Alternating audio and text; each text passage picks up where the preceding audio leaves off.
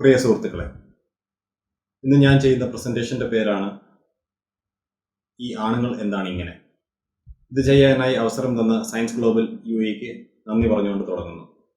ഈ പ്രസന്റേഷൻ എന്ന് പറയുന്നത് ഞാൻ മുമ്പ് ന്യൂറോൺസ് ചാനലിൽ ചെയ്തിട്ടുള്ള പ്രണയിക്കുന്ന മസ്തിഷ്കം, കാമിക്കുന്ന മസ്തിഷ്കം എന്നീ പ്രസന്റേഷൻ സീരീസുകളിലെ അവസാനത്തെ പ്രസന്റേഷനാണ്. അപ്പോൾ ആ പ്രസന്റേഷൻ കണ്ടിട്ടില്ലാത്തവർ അത് കാണുന്നത് നന്നായിരിക്കും. കൂടാതെ ഡോക്ടർ C വിശ്വനാഥൻ നടത്തിയിട്ടുള്ള 2 പ്രഭാഷണങ്ങൾ, നിലയ്ക്ക് നിർത്തുന്ന ആണുങ്ങൾ, അതുപോലെ തന്നെ സ്ത്രീ വിരുദ്ധത സിദ്ധാന്തവും പ്രയോഗവും, കൂടാതെ മനുജ മൈത്രി നടത്തിയിട്ടുള്ള പ്രസന്റേഷൻ എക്സ്ക്യൂസ് മീ സെക്സിസ്റ്റ് ആണോ, ഇതും കൂടി കണ്ടാൽ ഈ വിഷയത്തിൽ നല്ലൊരു ധാരണ കിട്ടും. ആദ്യമേ തന്നെ പറയാനുള്ള ഒരു കാര്യം, violence against woman is never acceptable, never excusable and never tolerable. Battle over women's bodies. പല എവല്യൂഷണറി ബയോളജിസ്റ്റുകളും പറയുന്നത് ഈ യുദ്ധം സ്പേം എഗ് തലത്തിൽ തന്നെ തുടങ്ങുന്നു എന്നുള്ളതാണ്. പുരുഷന്മാർ മില്യൺസ് ഓഫ് സ്പേംസ് ആണ് പ്രൊഡ്യൂസ് ചെയ്യുന്നത്. അത് കൺസിസ്റ്റന്റ് ആയിട്ട് റീപ്ലനിഷ് ചെയ്തുകൊണ്ടിരിക്കും, അതായത് കുറവ് നികത്തിക്കൊണ്ടിരിക്കും. എന്നാൽ ഒരു സ്ത്രീ അവരുടെ ജീവിത കാലയളവിൽ ഒരു 300-400 എഗ്ഗുകൾ മാത്രമേ പ്രൊഡ്യൂസ് ചെയ്യുകയുള്ളൂ. ഈ സ്പേമുകൾ എഗ്ഗിൽ കയറിപ്പറ്റാനായിട്ട് കോമ്പീറ്റ് ചെയ്യും. ഫീമെയിൽ സെലക്ടിവിറ്റി ആ തലത്തിൽ തന്നെ പ്രവർത്തിച്ചു തുടങ്ങും എന്നുള്ളതാണ്. അതിന് പറയുന്ന പേരാണ് ക്രിപ്റ്റിക് ഫീമെയിൽ ചോയ്സ്. അങ്ങനെ അതിൽ നിന്ന് ഏറ്റവും മികച്ച ഒരു സ്പേമിനെ തിരഞ്ഞെടുത്തുകൊണ്ട് ബാക്കിയുള്ള സ്പേമുകളെ പുറന്തള്ളും. ഇക്കാര്യത്തിൽ സ്ത്രീകളുടെ ഇൻവെസ്റ്റ്മെന്റ് വളരെ വലുതാണ്. ഗർഭം ധരിക്കുക, അവരുടെ ശരീരത്തിലെ പോഷണങ്ങൾ വളർന്നു വരുന്ന എംബ്രിയോയിലേക്ക് ട്രാൻസ്ഫർ ചെയ്യുക, ഛർദിലുണ്ടാവും, ടോക്സിൻസ് ആൻഡ് പാത്തജൻസ് ഉള്ള ഭക്ഷണ പദാർത്ഥങ്ങൾ ഫീറ്റസിനെ പ്രൊട്ടക്ട് ചെയ്യാൻ വേണ്ടി പുറന്തള്ളാൻ ഉണ്ടായിട്ടുള്ള ഒരു അനുകൂലനമാണത്. വയറ് വലുതാവുന്നതോടുകൂടി നടുവിന് സ്ട്രെയിൻ കൊടുത്തുകൊണ്ട് അവരുടെ സെന്റർ ഓഫ് ഗ്രാവിറ്റി ഷിഫ്റ്റ് ആകും. നടക്കാൻ അതിനാൽ ബുദ്ധിമുട്ടുണ്ടാകും. 9 മാസം ഗർഭം ചുമക്കുക എന്ന് പറയുന്നത് മറ്റ് സസ്തനികളെ അപേക്ഷിച്ച് വളരെ വലിയൊരു കാലയളവാണ്. പ്രസവത്തിന് ശേഷവും കുഞ്ഞിനെ മുലയൂട്ടി വളർത്തുക എന്നതിൽ സ്ത്രീകളുടെ ഇൻവെസ്റ്റ്മെന്റ് ആണ് മുന്നിട്ട് നിൽക്കുന്നത്. അതുകൊണ്ട് തന്നെ ഗർഭം ധരിക്കണോ വേണ്ടയോ, അത് ഉപേക്ഷിക്കണോ വേണ്ടയോ എന്നുള്ള ചോയ്സ് പൂർണ്ണമായിട്ടും സ്ത്രീകളുടേതാണ്. പുരുഷന് ഇത്രമേൽ കണ്ട് ഇൻവെസ്റ്റ്മെന്റ് ഇതിനകത്ത് ഇല്ല എന്നുള്ളതാണ്. ഇതൊക്കെ കൊണ്ട് തന്നെ സ്ത്രീയുടെ മെയ്റ്റ് സെലക്ഷന് പരിണാമപരമായിട്ട് തന്നെ വളരെ വലിയ ഇമ്പോർട്ടൻസ് ഉണ്ട് എന്നുള്ളതാണ്. തനിക്ക് ഇഷ്ടമുള്ള ആളിൽ നിന്ന് ഗർഭം ധരിക്കുക എന്നത് സ്ത്രീയുടെ ഈ ഇൻവെസ്റ്റ്മെന്റ് ചോയ്സിനെ സാധൂകരിക്കുന്ന ഒന്നാണ്. ഗോത്രങ്ങളായി ജീവിച്ചിരുന്ന കാലം ഈ സെലക്ഷൻ ഒരു ഈഗാലിറ്റേറിയൻ ആയിട്ടുള്ള രീതിയിലായിരുന്നെങ്കിലും ചെറിയ ഗോത്രങ്ങൾ വലിയ ഗോത്രങ്ങളാവുകയും വലിയ ഗോത്രങ്ങൾ രാജ്യങ്ങളും സംസ്കാരങ്ങളുമായി മാറുകയും ചെയ്തപ്പോൾ ഈ വ്യവസ്ഥിതി അട്ടിമറിക്കപ്പെടുകയും അവിടെ പാട്രിയാർക്കി കടന്നു വരികയും ചെയ്തു. Levers of power 4 power of proximity, size and strength, power of numbers, mating choice. Power of proximity. Yanomamo പോലുള്ള ഗോത്ര സംസ്കാരങ്ങളിൽ പുരുഷൻ ഭക്ഷണത്തിലായി അലയേണ്ടതായിട്ടുണ്ട്. അത്തരം ഗോത്രങ്ങളിൽ സ്ത്രീകൾക്ക് അവരുടെ സെലക്ടിവിറ്റി കുറെ കൂടെ വിപുലമാണ്. അവർക്ക് ഇഷ്ടമുള്ള ആൾക്കാരെ ചൂസ് ചെയ്യാൻ എളുപ്പമുണ്ട്. അതേസമയം മറ്റു ചില ഗോത്ര സംസ്കാരങ്ങളിൽ സ്ത്രീയെ തന്റെ കൺവെട്ടത്ത് നിന്ന് മാറാൻ പുരുഷൻ സമ്മതിക്കില്ല എന്നുള്ളതാണ്. ഒരു ഗ്രോസറി മേടിക്കാൻ പോകാൻ പോലും സമ്മതിക്കില്ല. അപ്പോൾ അത്തരം സിറ്റുവേഷനുകളിൽ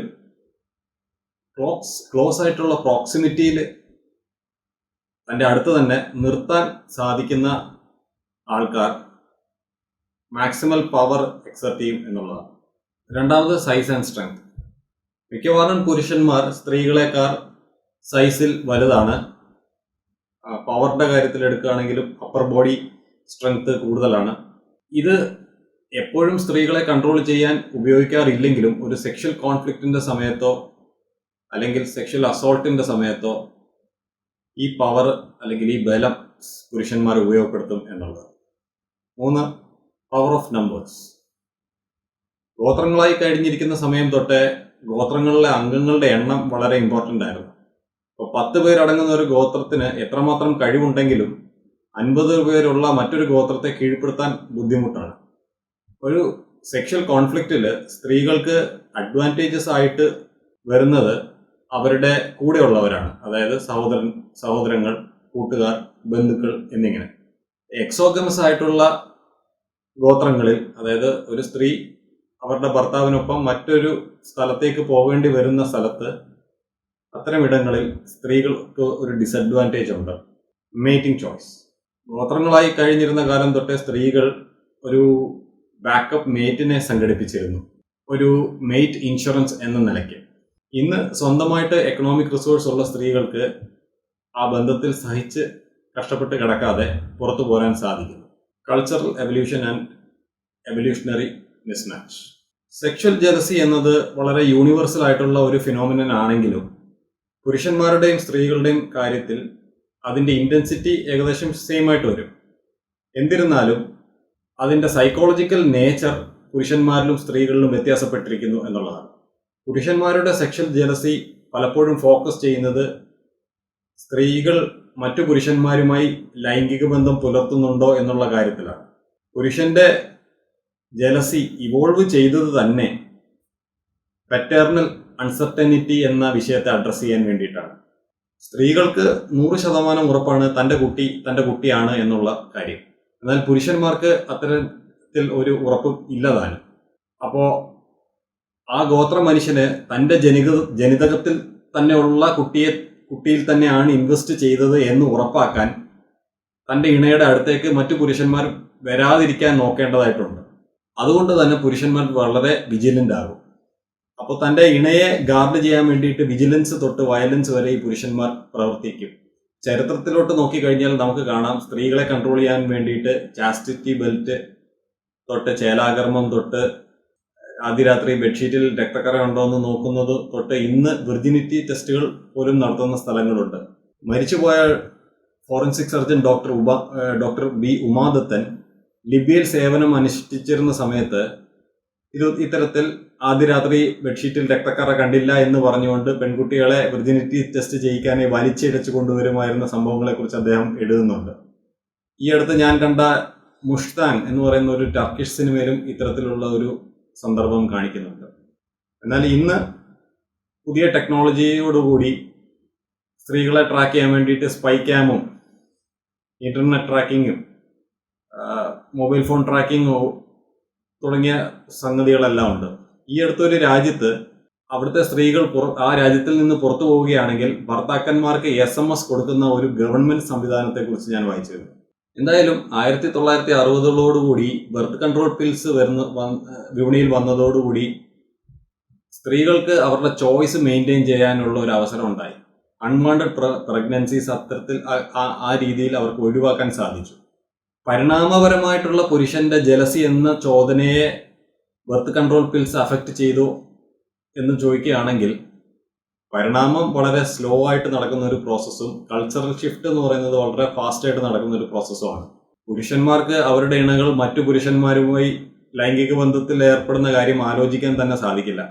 ലാബിൽ വെച്ച് പുരുഷന്മാരോട് തൻ്റെ ഇണ മറ്റൊരാളുമായി ലൈംഗിക ബന്ധത്തിൽ ഏർപ്പെടുന്നതിനെ കുറിച്ചുള്ള അഭിപ്രായം ചോദിച്ചു കഴിഞ്ഞപ്പോഴത്തേക്കും അവരുടെ ബ്ലഡ് പ്രഷർ കൂടി, അവരുടെ ഹൃദയമെടുപ്പ് കൂടി, വിയർത്ത് കുളിച്ച് മുഖം ചുവന്നു കൊടുത്ത് പ്രകടമായിട്ടുള്ള ദേഷ്യം പ്രകടിപ്പിച്ചു തുടങ്ങി.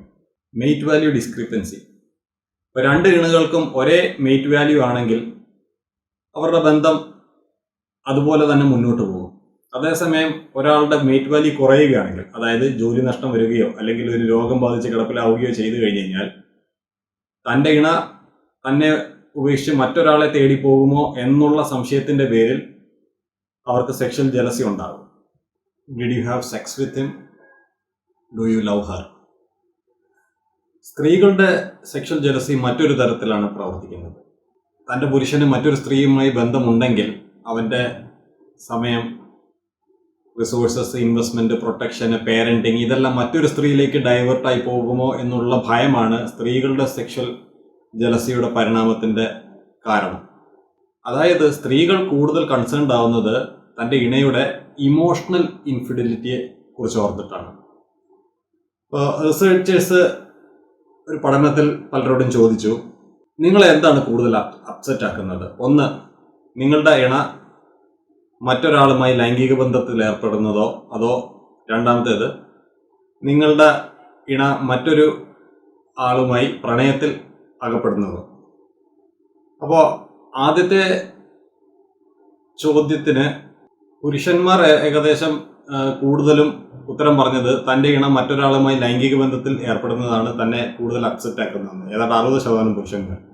എന്നാൽ 85% സ്ത്രീകൾ പറഞ്ഞത് തൻ്റെ ഇണ മറ്റൊരു സ്ത്രീയുമായി പ്രണയത്തിൽ അകപ്പെടുന്നതാണ് തന്നെ കൂടുതൽ അപ്സെറ്റ് ആക്കുന്നത് എന്നുള്ളത്. ഇപ്പൊ ഇതേ ചോദ്യം ആധുനിക സമൂഹത്തിൽ മാത്രമല്ല, ഗോത്ര സമൂഹങ്ങളിലും ഇവർ ചോദിച്ചു. നമീബിയയിലുള്ള ഹിംബ എന്ന് പറയുന്ന ഗോത്രത്തിൽ, താൻസാനിയയിലുള്ള ഹദ്സ, നിക്കാരാഗോയിലുള്ള മായൻഗ, ഇന്തോനേഷ്യയിലുള്ള കാരോബറ്റാക്, ഫിജിയിലുള്ള യസാവ എന്ന് പറയുന്ന ഗോത്രങ്ങളിൽ ഉള്ളവരും ഇതേ അഭിപ്രായം തന്നെയാണ് പറഞ്ഞത്. പുരുഷന്മാർ അസൂയാലുക്കളാവും.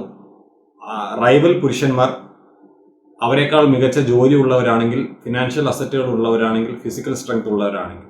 സ്ത്രീകൾ അസൂയാലുക്കളാവും അവരുടെ റൈവൽ സ്ത്രീകൾ ഫിസിക്കലി അട്രാക്റ്റീവ് ആണെങ്കിൽ. Made guarding.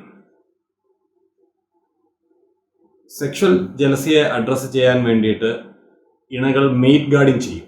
ഉദാഹരണത്തിന് ഹൈ മെയ്റ്റ് വാല്യൂ ഉള്ള 2 പേരാണ് ബറാക് ഒബാമയും മിഷൽ ഒബാമയും. നെൽസൺ മണ്ടേലയുടെ മരണാനന്തര ചടങ്ങുകൾക്ക് എത്തിയതാണിവർ. ഒബാമയുടെ തൊട്ടടുത്തിരിക്കുന്നതും മോശക്കാരിയല്ല, അവരെ ഡെൻമാർക്കിന്റെ പ്രധാനമന്ത്രിയായിരുന്ന ഹെലെ തോർണിംഗ് സ്മിത്ത് എന്ന പേരുള്ള ഒരു സ്ത്രീയാണ്. എന്തായാലും മരണത്തിന് വന്നിട്ട് ഇവർ രണ്ടുപേരും ഭയങ്കര കളിയും ചിരിയും. ഒരു മരണത്തിന് വന്നു കഴിഞ്ഞാൽ ഇന്നപ്രോപ്രിയേറ്റ് ആയിട്ട് പെരുമാറുന്നത് കൊണ്ടാണോ എന്നറിയില്ല, മിഷൽ ഒബാമ മുഖം കനപ്പിച്ചിരിപ്പുണ്ട്. കുറച്ച് കഴിഞ്ഞപ്പോഴത്തേക്കും മിഷൽ ഒബാമ സീറ്റ് മാറി ഇവരുടെ ഇടയ്ക്ക് കയറിയിരുന്നു എന്നുള്ളതാണ്. ഇതൊരു ടിപ്പിക്കൽ മെയ്റ്റ് ഗാർഡിംഗ് ബിഹേവിയർ ആണ്. നിങ്ങൾ ശ്രദ്ധിച്ചിട്ടുണ്ടോ, ചില പുരുഷന്മാര് അവരുടെ ഇണയെ ഇങ്ങനെ ചേർത്തിങ്ങനെ പിടിക്കാറുണ്ട് മറ്റു പുരുഷന്മാരുടെ മുന്നിൽ വെച്ചിട്ട്. അത് നമുക്ക് പെട്ടെന്ന് തോന്നും സ്നേഹം കൊണ്ടാണ് എന്നുള്ളത്, പക്ഷേ അത് അബോധപൂർവമായി ചെയ്യുന്ന ഒരു മെയ്റ്റ് ഗാർഡിംഗ് ആണ്. മെയ്റ്റ് ഗാർഡിങ്ങിന്റെ മറ്റൊരു എക്സാമ്പിൾ പറയാം. ഇത് സ്വതന്ത്രഇന്ത്യ സോയ KM എഴുതിയ ഒരു പോസ്റ്റാണ്. അവരിതിൽ പറയുന്ന ഒരു കാര്യം, യുക്തിവാദിയായിട്ടുള്ള ഒരു കപ്പിളിനെ കണ്ടു കഴിഞ്ഞപ്പോൾ അവർക്ക് ഭയങ്കര സന്തോഷം തോന്നി. പക്ഷെ പിന്നീട് ആ ഭാര്യയോട് ചോദിച്ചു കഴിഞ്ഞപ്പോഴാണ് അവരുടെ വീട്ടിലെ നിജസ്ഥിതി അവർക്ക് മനസ്സിലായത് എന്നുള്ളതാണ്. അവർ പറയുന്നത് ഇങ്ങനെയാണ്: ഫേസ്ബുക്കിൽ ഭാര്യയുടെ ഫ്രണ്ട്സ് ലിസ്റ്റ് എടുത്ത് അയാൾക്ക് ഇഷ്ടമില്ലാത്ത ആണുങ്ങളുടെയൊക്കെ ബ്ലോക്ക് ചെയ്തു അത്ര അയാൾ. ഭാര്യ ഡ്രൈവിംഗ് ലൈസൻസ് എടുക്കാതിരിക്കാൻ തടസ്സങ്ങൾ മനഃപൂർവ്വം ഉണ്ടാക്കുകയാണ്. പിന്നെയും ഒരുപാട് കാര്യങ്ങൾ. ഇതൊരു ടിപ്പിക്കൽ മെയ്റ്റ് ഗാർഡിംഗ് ടെക്നിക്കാണ്. മറ്റൊരു പോസ്റ്റിൽ വന്ന ഒരു കമന്റ് വായിക്കാം. പെണ്ണെ, ജോലി നേടുകയല്ല മനുഷ്യ ലക്ഷ്യം, നല്ല ജീവിതം ഉണ്ടാക്കുക. അതിന് പുരുഷൻ വീട്ടിലേക്ക് ഭക്ഷണം എത്തിക്കണം, അത് പാകം ചെയ്ത് കഴിച്ച് എപ്പോഴും മക്കളുടെ കൂടെ കളിച്ചും ചിരിച്ചും സന്തോഷിച്ചും ജീവിക്കാനുള്ള സൗകര്യം ഉണ്ടാക്കിയെടുക്കുക. പുറത്തുള്ള ജോലി അത്ര സുഖകരമല്ല. നിങ്ങളെ വീട്ടിനുള്ളിൽ കെട്ടിയിടുകയല്ല, മറിച്ച് നിങ്ങളെ പളുങ്കുപോലെ കാത്ത് സൂക്ഷിക്കുകയാണ്. യഥാർത്ഥത്തിൽ ഈ ചാക്കിൽ പൊതിഞ്ഞ് വീട്ടിൽ ഇരുത്തുക എന്ന് പറയുന്നതും ഒരു തരത്തിലുള്ള മെയ്റ്റ് ഗാർഡിംഗ് ആണ്. ഇവര് 2 കാര്യങ്ങളാണ് പറയുന്നത്. ഒന്ന്, ഇവർക്ക് ഇവരുടെ വീട്ടിലെ സ്ത്രീകളെ ലവലേശം വിശ്വാസം ഇല്ല എന്നുള്ളതാണ്. അതായത് അവർ വീടിന് പുറത്ത് പോയി കഴിഞ്ഞു കഴിഞ്ഞാൽ മറ്റാരുടെങ്കിലും കൂടെ പോകുമോ എന്ന് ഭയക്കുന്ന ആൾക്കാരാണ് ഇവർ. രണ്ടാമത്, ഇവർക്ക് സ്വയം തീരെ ആത്മവിശ്വാസമില്ലാത്ത ആൾക്കാരാണ്. തനിക്ക് മെയ്റ്റ് വാല്യൂ ഇച്ചിരി കുറവാണ് എന്ന് ചിന്തിക്കുന്ന ആൾക്കാരും ഇത്തരത്തിൽ പറയാൻ സാധ്യതയുണ്ട്. ഈ വാർത്ത പ്രകാരം ഇൻസ്റ്റാഗ്രാമിൽ ഒരു ഫോട്ടോ ഇടുന്ന കാര്യത്തെ ചൊല്ലിയുള്ള തർക്കത്തെ തുടർന്ന് ഭർത്താവ് ഭാര്യയെ തീ കൊളുത്തി കൊന്നു എന്നുള്ളതാണ്. അതായത് ഈ ഭാര്യയ്ക്ക് ഇൻസ്റ്റാഗ്രാമിൽ ഒരു വീഡിയോ ഇടണമായിരുന്നു. അപ്പോൾ ഇൻസ്റ്റാഗ്രാമിൽ നമ്മളൊരു പോസ്റ്റ് ഇടുക എന്ന് പറഞ്ഞു കഴിഞ്ഞാൽ നമ്മുടെ മെയ്റ്റ് വാല്യൂ കൂടാൻ സാധ്യതയുള്ള ഒരു കാര്യമാണ്. കാരണം നിങ്ങൾ ഒരുപാട് പേര് ചിലപ്പോൾ ശ്രദ്ധിക്കാൻ സാധ്യതയുണ്ട്. അങ്ങനെ അത് തർക്കത്തിലേക്ക് നീങ്ങി ആള് ആ സ്ത്രീയെ കൊലപ്പെടുത്തി. Dark triad of personality traits. ഈ ഡാർക്ക് ട്രയഡ്സ് എന്ന് പറയുന്നത് നാർസിസിസം, അതുപോലെ തന്നെ മാക്കിയവെല്ലിയനിസം, സൈക്കോപ്പതി, ഈ 3 കാര്യങ്ങളുടെയും ഒരു ബ്ലെൻഡാണ്. നാർസിസിസം നമുക്കറിയാം, അവനോവനോടുള്ള പ്രേമം. മാക്കിയവെല്ലിയനിസം എന്ന് പറയുന്നത് മാർഗമല്ല ലക്ഷ്യമാണ് പ്രധാനം എന്ന് വിചാരിക്കുന്ന കൂട്ടർ. അതിനു വേണ്ടിയിട്ട് അവരുടെ സെൽഫ് ഇൻട്രസ്റ്റ് നടപ്പിലാക്കാൻ വേണ്ടിയിട്ട് മറ്റുള്ളവരെ മാനിപ്പുലേറ്റ് ചെയ്യുകയോ എക്സ്പ്ലോയിറ്റ് ചെയ്യുകയോ ഡിസീവ് ചെയ്യുകയോ ഒക്കെ ചെയ്യാൻ അവർക്ക് യാതൊരു മടിയും ഉണ്ടാവില്ല. സൈക്കോപ്പത്തി എന്ന് പറഞ്ഞു കഴിഞ്ഞാൽ അതിൻ്റെ ലക്ഷണങ്ങൾ inability to bond, emotional processing problems, inability to care for others, poor morals, lack of guilt, aggression, ഇതൊക്കെയാണ്. അപ്പോൾ ഇത്തരത്തിലുള്ള ആളുകൾ, ഇതിൽ ഡാർക്ക് ട്രയഡ്സിൽ ഹൈ സ്കോറിംഗ് ആയിട്ടുള്ള ആളുകൾ വളരെ വയലന്റ് ആവാൻ സാധ്യതയുണ്ട്. ഡാർക്ക് ട്രയഡ്സിന് ഒരു ഉദാഹരണമായിട്ട് ഞാൻ പറയുന്നത് ആർക്കറിയാമെന്ന് പറഞ്ഞ സിനിമയാണ്. ഇതിൽ ഉള്ള ക്യാരക്ടേഴ്സ് എന്ന് പറയുന്നത് ഷേർലിയുടെ മുൻ ഭർത്താവ് മരിച്ചുപോയ അഗസ്റ്റിൻ, ഷേർലിയുടെ ഇപ്പോഴത്തെ ഭർത്താവ് റോയ്, ഷേർലിയുടെ അച്ഛൻ ഇട്ടിയവറ, പിന്നെ ഇവരുടെ വീട്ടിൽ പണിക്ക് വരുന്ന ഒരു പണിക്കാരൻ. അഗസ്റ്റിൻ ഡാർക്ക് ട്രയഡ് പേഴ്സണാലിറ്റിയിൽ ഹൈ റേറ്റഡ് ആണ്. അപ്പോൾ ഡാർക്ക് ട്രയഡ്സിൽ ഹൈ റേറ്റഡ് എന്ന് പറയുന്നത് കൊണ്ട് അവർ എല്ലാ മനുഷ്യരാലും വെറുക്കപ്പെടുന്ന മനുഷ്യർ ആവണമെന്നില്ല താനും. അത് ഈ ഒരു സീനിനകത്ത് പറയുന്നുണ്ട്. അതായത് റോയ് പോയിട്ട് ഈ ഇവരുടെ വീട്ടിലെ പണിക്കാരൻ്റെ അടുത്ത് അഗസ്റ്റിനെ കുറിച്ച് ചോദിക്കും. അപ്പം ഈ പണിക്കാരൻ പറയുന്ന ഒരു കാര്യം, ആരെന്തൊക്കെ പറഞ്ഞു കഴിഞ്ഞാലും എനിക്ക് അഗസ്റ്റിനെ തള്ളി പറയാൻ പറ്റില്ല. അദ്ദേഹം വളരെ നല്ലൊരു മനുഷ്യനായിരുന്നു. എൻ്റെ പെങ്ങള് ആശുപത്രിയിൽ മരണാസന്നയായി കിടന്നപ്പോൾ 50,000 രൂപ തന്ന് സഹായിച്ചിട്ടുണ്ട് എന്ന്. അതേസമയം ഇട്ടിയവറ പറയുന്നുണ്ട്, ഇവൾക്ക് എന്ത് കണ്ടിട്ടാണ് അഗസ്റ്റിനെ ഇഷ്ടപ്പെട്ടതെന്ന് ആൾക്ക് മനസ്സിലാവുന്നില്ല എന്നുള്ളതാണ്. യഥാർത്ഥത്തിൽ ഇഷ്ടപ്പെടും എന്നുള്ളതാണ്. ഷോർട്ട് ടേം റിലേഷനിലാണെങ്കിൽ ഇഷ്ടപ്പെടും. ലോങ് ടേം റിലേഷനിലാകുമ്പോഴാണ് ഇത്തരത്തിലുള്ള ആൾക്കാർ മൊത്തമുള്ള ജീവിതം വളരെ ബുദ്ധിമുട്ടാവുന്നത്. പെട്രോൾ പമ്പിൽ നിൽക്കുന്ന ഒരാളുടെ കൈ വെട്ടിക്കളഞ്ഞത് അഗസ്റ്റിൻ ആണെന്ന് ഇതിൽ പറയുന്നുണ്ട്. അപ്പോൾ കൊട്ടേഷൻ പണിക്ക് പോയിട്ട് ഒരുപാട് മാസങ്ങൾക്ക് ശേഷം എവിടെയാണെന്ന് അഗസ്റ്റിനെ കുറിച്ച് ഒരു വിവരമില്ല. പിന്നീട് അഗസ്റ്റിൻ പെട്ടെന്നൊരു ദിവസം തിരിച്ച് വീട്ടിലെത്തിയിട്ട് അയാൾ ഇട്ടിയവറയോട് ചോദിക്കുന്നു ഷെർലി എവിടെയാണെന്ന്. അപ്പോൾ ഇട്ടിയവറ പറയുന്നു ഷെർലി പ്രസവത്തിനായിട്ട് ആശുപത്രിയിലാണ്.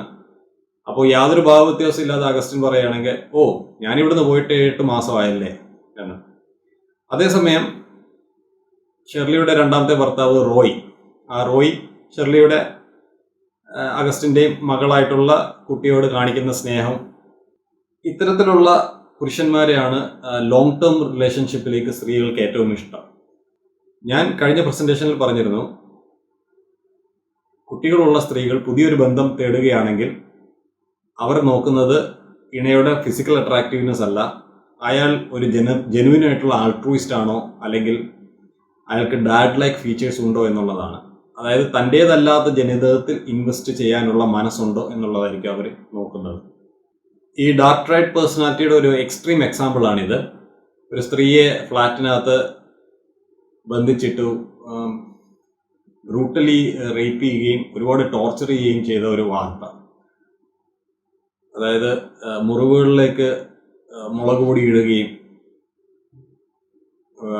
തണുത്ത വെള്ളം, ഉറങ്ങാതിരിക്കാൻ വേണ്ടി തണുത്ത വെള്ളം എപ്പോഴും കണ്ണിൽ ഒഴിച്ചുകൊണ്ടിരിക്കുകയൊക്കെ ചെയ്യുന്ന ഒരാളെ കുറിച്ചും ഉള്ള വാർത്ത. സത്യത്തിൽ ഈ വാർത്ത തുടർന്ന് വായിക്കാൻ എനിക്ക് ചങ്കൂറ്റമില്ലായിരുന്നു എന്നുള്ളതാണ്. പിന്നെ ഈ പ്രസന്റേഷന് വേണ്ടിയിട്ടാണ് ഞാൻ പിന്നെ അതിരുന്ന് വായിച്ചത്.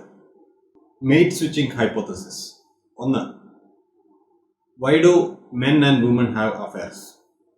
പുരുഷന്മാരുടെ കാര്യത്തിൽ ഇതിന്റെ ഉത്തരം വളരെ സ്ട്രേറ്റ് ഫോർവേഡാണ്. സെക്ഷൽ വെറൈറ്റിക്കുള്ള ആഗ്രഹം പുരുഷന്മാരിൽ അധികമാണ്. കാരണം പേരന്റൽ ഇൻവെസ്റ്റ്മെന്റിനകത്ത് അസിമെട്രീസ് ഉണ്ട്. പുരുഷന്മാർക്ക് ഒരു സ്ത്രീയെ പെട്ടെന്ന് ഗർഭിണിയാക്കാൻ സാധിക്കും, അവർക്ക് കുറച്ച് എഫർട്ട് മതി. പക്ഷെ അങ്ങനെ അല്ല ഇപ്പോൾ സംഭവിക്കുന്നതെങ്കിൽ പോലും. 2. Good genes. ഈ അടുത്ത് വരെ എവല്യൂഷനിസ്റ്റുകൾ പറഞ്ഞിരുന്ന ഒരു കാര്യം, സ്ത്രീകൾക്ക് എന്തുകൊണ്ട് അഫെയർ ഉണ്ടാവുന്നു എന്നുള്ളത് തനിക്ക് ഇഷ്ടമുള്ള പുരുഷനിൽ നിന്ന് ഗർഭം ധരിക്കാൻ വേണ്ടിയിട്ടാണ് എന്നുള്ളതാണ്. എന്നാൽ അത് മാത്രമല്ല, മോശമായിട്ടുള്ള ഒരു ബന്ധത്തിൽ നിന്ന് വിടുതൽ നേടുക എന്നുള്ള ഒരു ഉദ്ദേശത്തോടു കൂടിയും സ്ത്രീകൾ അഫെയറിൽ ഏർപ്പെടാറുണ്ട്. വോക്കവേ സ്ട്രാറ്റജി.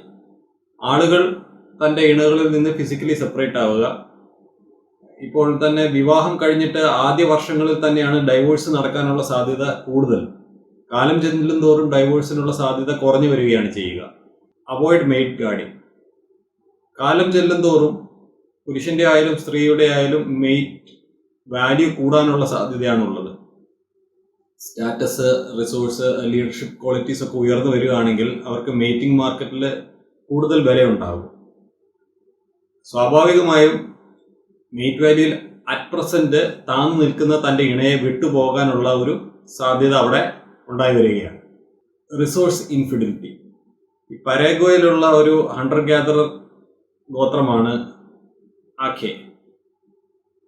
മോശം വേട്ടക്കാർക്ക് ഇണയെ കിട്ടില്ല, എന്നാൽ നല്ല വേട്ടക്കാർക്ക് 2-3 ഭാര്യമാര് ഉണ്ടാവുകയും ചെയ്യും. അപ്പൊ ഇവര് വേട്ടയ്ക്ക് പോയിട്ട് കിട്ടുന്ന മൃഗത്തെ അവരൊരു സെൻട്രൽ ഡിസ്ട്രിബ്യൂട്ടറിനെ ഏൽപ്പിക്കും. അത് ആ ഗോത്രത്തിലെ ഒരു പ്രായം ചെന്ന സ്ത്രീ ആയിരിക്കും. അത് അവർ ഈക്വലി ഡിവൈഡ് ചെയ്തിട്ട് ആളുടെ ഭാര്യമാർക്ക് എല്ലാവർക്കും എത്തിച്ചു കൊടുക്കുകയാണ് ചെയ്യുക. പക്ഷെ എന്താ സംഭവിക്കുന്നതെന്ന് വെച്ച് കഴിഞ്ഞാൽ ഇത്തരത്തിലുള്ള ആൾക്കാർക്ക് വേറെ ഇഷ്ടക്കാരികളും വേറെയും കാണും.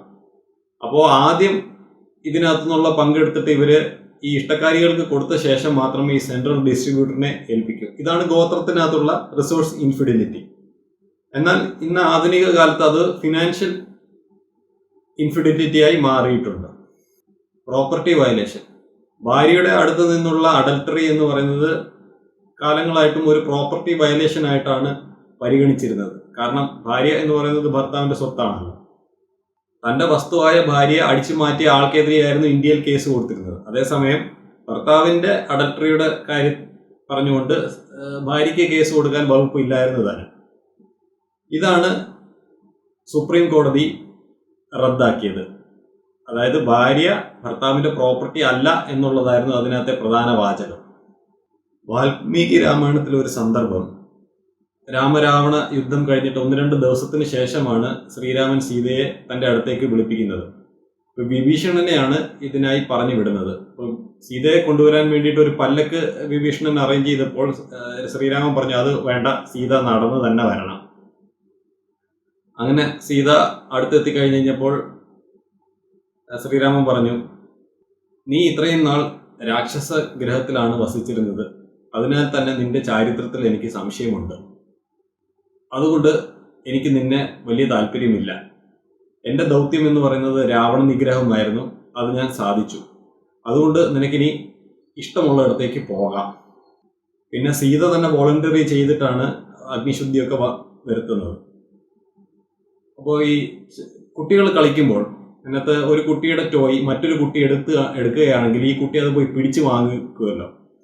ചിലപ്പോൾ അവൻ ആ ടോയ് കൊണ്ട് യാതൊരു ആവശ്യമില്ലായിരിക്കും. പിടിച്ചു വാങ്ങിച്ചു കഴിഞ്ഞ് കഴിഞ്ഞാൽ ചിലപ്പോൾ അവൻ ആ ടോയ് വലിച്ചെറിയാനും സാധ്യതയുണ്ട്. അതായത് എന്റെ വസ്തു നീ അങ്ങനെ ഇപ്പോൾ എടുക്കണ്ട എന്നുള്ളതാണ്. എന്റെ ദൗത്യം രാവണ നിഗ്രഹമായിരുന്നു, അത് ഞാൻ സാധിച്ചു എന്ന് പറയുന്നതിലൂടെ ശ്രീരാമൻ അർത്ഥമാക്കുന്നത് എന്റെ പ്രോപ്പർട്ടിയായ സീതയെ രാവണൻ മോഷ്ടിച്ചു, അതിന് ഞാൻ അവനെ ശിക്ഷിച്ചു. ഇനി എനിക്ക് നിന്റെ ആവശ്യമില്ല, നിനക്ക് ഇഷ്ടമുള്ളിടത്തേക്ക് പോകാൻ എന്നുള്ളതാണ്. Women avoiding mate guarding. 1. Covert tactics. അത് തൻ്റെ ഇണയിൽ നിന്ന് കാര്യങ്ങൾ ഒളിച്ചു വെക്കുക. Avoid public displays of affection. 3. Suppress the man's aggression towards rival men. മറ്റൊരു പുരുഷൻ തന്നെ ശ്രദ്ധിക്കുന്നു എന്നുള്ളത് കൊണ്ട് അവരോട് പോയി വഴക്കുണ്ടാക്കാതിരിക്കാൻ പറയുക. Covert hi-tech strategy. പാസ്വേഡ് മാറ്റുക, മെസ്സേജസ് ഡിലീറ്റ് ചെയ്യുക എന്നിങ്ങനെ. Avoiding partner control. വിളിക്കുമ്പോൾ ഫോൺ എടുക്കാതിരിക്കുക, മെസ്സേജസ് ഇഗ്നോർ ചെയ്യുക. Resisting control. തൻ്റെ സ്വാതന്ത്ര്യം നിഷേധിക്കുന്നതിനോട് നിരന്തരമായി കലഹിക്കുക. അപ്പോൾ ഇതിനുള്ള ഒരു സൊല്യൂഷൻ എന്താന്ന് പറഞ്ഞു കഴിഞ്ഞാൽ ഇറപ്ലേസിബിലിറ്റി സൊല്യൂഷൻ. അതായത് ഒരു ഗ്രാമത്തിൽ 5 മുടി വെട്ടുന്നവരും ഒരു പലചരക്കുകാരനാണ് ഉള്ളതെന്ന് വിചാരിക്കുക. ഒരു മുടി വെട്ടുന്ന ആളെ മറ്റൊരു ഗ്രാമത്തിലേക്ക് പോയാലും അയാളെ റീപ്ലേസ് ചെയ്യാൻ 4 പേരുണ്ട്. എന്നാൽ പലചരക്കുകാരൻ പോയി കഴിഞ്ഞ് കഴിഞ്ഞാൽ അയാളെ റീപ്ലേസ് ചെയ്യാൻ ആരുമില്ല. അയാൾ ഇറപ്ലേസിബിൾ ആണ്. അതായത് നിങ്ങളുടെ ഒപ്പം നിൽക്കാൻ നിങ്ങളുടെ മെയ്റ്റ് വാല്യൂ നിങ്ങൾ ഉയർത്തുക എന്നുള്ളതാണ്. അപ്പോൾ ഇണ ഒപ്പം നിൽക്കും. കാരണം മറ്റൊരു ഓപ്ഷൻ ഇല്ലല്ലോ. ഇതിനേക്കാൾ നല്ല മറ്റൊരു ബന്ധം കിട്ടില്ല. The murderer next door. Male sexual ജലസിയാണ് 50-70% വരെ സ്ത്രീകളുടെ കൊലപാതകത്തിന് കാരണം. അതേസമയം 3% പുരുഷന്മാർ മാത്രമേ അവരുടെ ഇണകളാൽ കൊല്ലപ്പെടുന്നുള്ളൂ.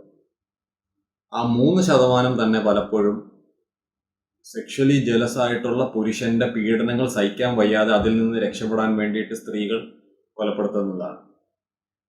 കൊലപാതകം വരെ എത്തിയില്ലെങ്കിലും സബ്ലീതൽ ബ്രൂട്ടാലിറ്റി ആയിട്ട് അത് ഇന്റിമേറ്റ് പാർട്ട്ണർ വയലൻസിലൂടെയും സ്റ്റോക്കിങ്ങിലൂടെയും പാർട്ട്ണർ റേപ്പിലൂടെയും ഒക്കെ വളരെ കോമൺ ആയിട്ട് നടക്കുന്നുണ്ട്.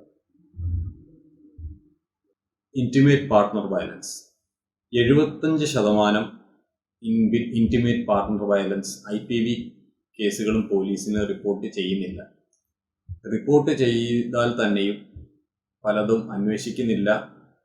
അന്വേഷിച്ചതിൽ തന്നെ പലതും ചാർജ് ഷീറ്റ് ഫയൽ ചെയ്യുന്നില്ല. ചാർജ് ഷീറ്റ് ഫയൽ ചെയ്തതിൽ തന്നെ പലതും ശിക്ഷിക്കപ്പെടുന്നുമില്ല. ശിക്ഷ കിട്ടിയാൽ തന്നെ 1/3 പേർ മാത്രമേ ജയിലിൽ ആ ശിക്ഷ അനുഭവിക്കുന്നുള്ളൂ. 517 ഡൊമസ്റ്റിക് വയലൻസ് കേസുകൾ എടുത്തതിൽ നിന്ന് ആകെ 2% പേർ മാത്രമേ ജയിൽ ശിക്ഷ അനുഭവിച്ചിട്ടുള്ളൂ എന്ന് മനസ്സിലാക്കാൻ പറ്റി. പല രാജ്യങ്ങളിലും സ്ത്രീകൾക്ക് IPVക്കെതിരെ ലീഗൽ പ്രൊട്ടക്ഷൻ പോലുമില്ല. ഉദാഹരണത്തിന് റഷ്യ. IPV പലപ്പോഴും ഒരു ലേൺഡ് പാറ്റേൺ ആണ്. എവിടെ നിന്നാണ് പഠിക്കുന്നത് എന്ന് വെച്ച് കഴിഞ്ഞാൽ കൂട്ടുകാരിൽ നിന്നും വീട്ടിൽ നിന്നും. അതായത് അച്ഛൻ അമ്മയെ തല്ലുന്നത് കാണുന്ന കുട്ടികൾ, അതുപോലെ തന്നെ ബന്ധുക്കൾ അവരുടെ ഭാര്യമാരെ തല്ലുന്നത് കാണുന്ന കുട്ടികൾ, ഇതൊക്കെ കണ്ടുപഠിക്കും. വൈ മെൻ റേപ്പ് എന്ന് പറയുന്ന പുസ്തകം എഴുതിയ താര കൗശൽ പറയുന്ന ഒരു കാര്യം, അവർ കുറച്ച് റേപ്പിസ്റ്റുകളെ ഇന്റർവ്യൂ ചെയ്തിരുന്നു. ഇവരാരും തന്നെ തൻ്റെ മാതാപിതാക്കൾ പ്രേമപൂർവ്വം ഒന്ന് ഇടപെടുന്നതോ സംസാരിക്കുന്നതോ തൊടുന്നതോ ഒന്നും കണ്ടിട്ടേയില്ലായിരുന്നു. പാട്രിയാർക്കൽ കൾച്ചേഴ്സിൽ പുരുഷൻ ഭരിക്കുന്നവനാണ്, സ്ത്രീ അവന്റെ കീഴെയാണ്. സ്ത്രീ ദേവിയാണ് എന്നൊക്കെ പറയുന്നത് കാവ്യ ഉടുത്ത സ്ത്രീകളെ കുറിച്ചാണ്, അല്ലാതെ വീട്ടിലുള്ള സ്ത്രീകളെ കുറിച്ചല്ല. ചെറുപ്പത്തിൽ തന്നെ പഠിപ്പിച്ച് വെച്ചിട്ടുള്ള ജെൻഡർ റോൾസിൽ നിന്ന്, ആ വരച്ചിരിക്കുന്ന അതിർത്തിയിൽ നിന്ന് പുറത്തു പോകുന്ന സ്ത്രീകളെ ശിക്ഷിക്കണം എന്ന് വിചാരിക്കുന്ന ആൾക്കാരുള്ള സമൂഹമാണ് നമ്മുടേത്. ആ ശിക്ഷ എന്ന് പറയുന്നത് അടി കൊടുത്തിട്ടായാലും സൈബർ ലിഞ്ചിങ് ചെയ്തിട്ടായാലും ഒക്കെ അവർ ചെയ്യും. എന്നാൽ നോൺ പാട്രിയാർക്കലായിട്ടുള്ള രാജ്യങ്ങളിലും IPV നടക്കുന്നുണ്ട്. ഉദാഹരണത്തിന് ഇപ്പോൾ സ്വീഡനിലായാലും ഫിൻലൻഡിലായാലും ഡെൻമാർക്കിലായാലും ഇതൊക്കെ ഹൈലി ഈഗാലിറ്റേറിയൻ ആയിട്ടുള്ള സമൂഹങ്ങളാണ്. അവിടെയും ഇന്റിമേറ്റ് പാർട്ട്ണർ വയലൻസ് ഉണ്ട്. പുരുഷന്മാർ അവരുടെ ഭാര്യമാരിൽ നിന്ന് വയലൻസ് അനുഭവിക്കുന്നുണ്ടോ എന്ന് ചോദിച്ചു കഴിഞ്ഞാൽ ഉണ്ട് എന്നുള്ളതാണ് സത്യം. അളവിൽ വളരെ കുറവായിരിക്കും എന്ന് മാത്രമല്ല ഈ സമൂഹം കൽപ്പിച്ചു കൊടുത്തിട്ടുള്ള ജെൻഡർ റോൾസ് പ്രകാരം പുരുഷൻ ഭരിക്കുന്നവനായതുകൊണ്ട് തന്നെ ഇത്തരത്തിൽ വയലൻസ് അനുഭവിക്കുന്ന പുരുഷന്മാർ അത് പോലീസിൽ റിപ്പോർട്ട് ചെയ്യാനും കൂട്ടാക്കാറില്ല. കാരണം തൻ്റെ ആണത്വത്തിന് അത് ഒരു വിങ്ങലേൽപ്പിക്കുമോ എന്നുള്ള ഭയം കൊണ്ടാണ്. 2005 വന്ന ഈ വാർത്ത പ്രകാരം 70% ഇന്ത്യൻ സ്ത്രീകൾ ഭർത്താവ് തന്നെ തല്ലുന്നത് ഒരു അനീതിയായി കാണുന്നില്ല എന്നുള്ളതാണ്.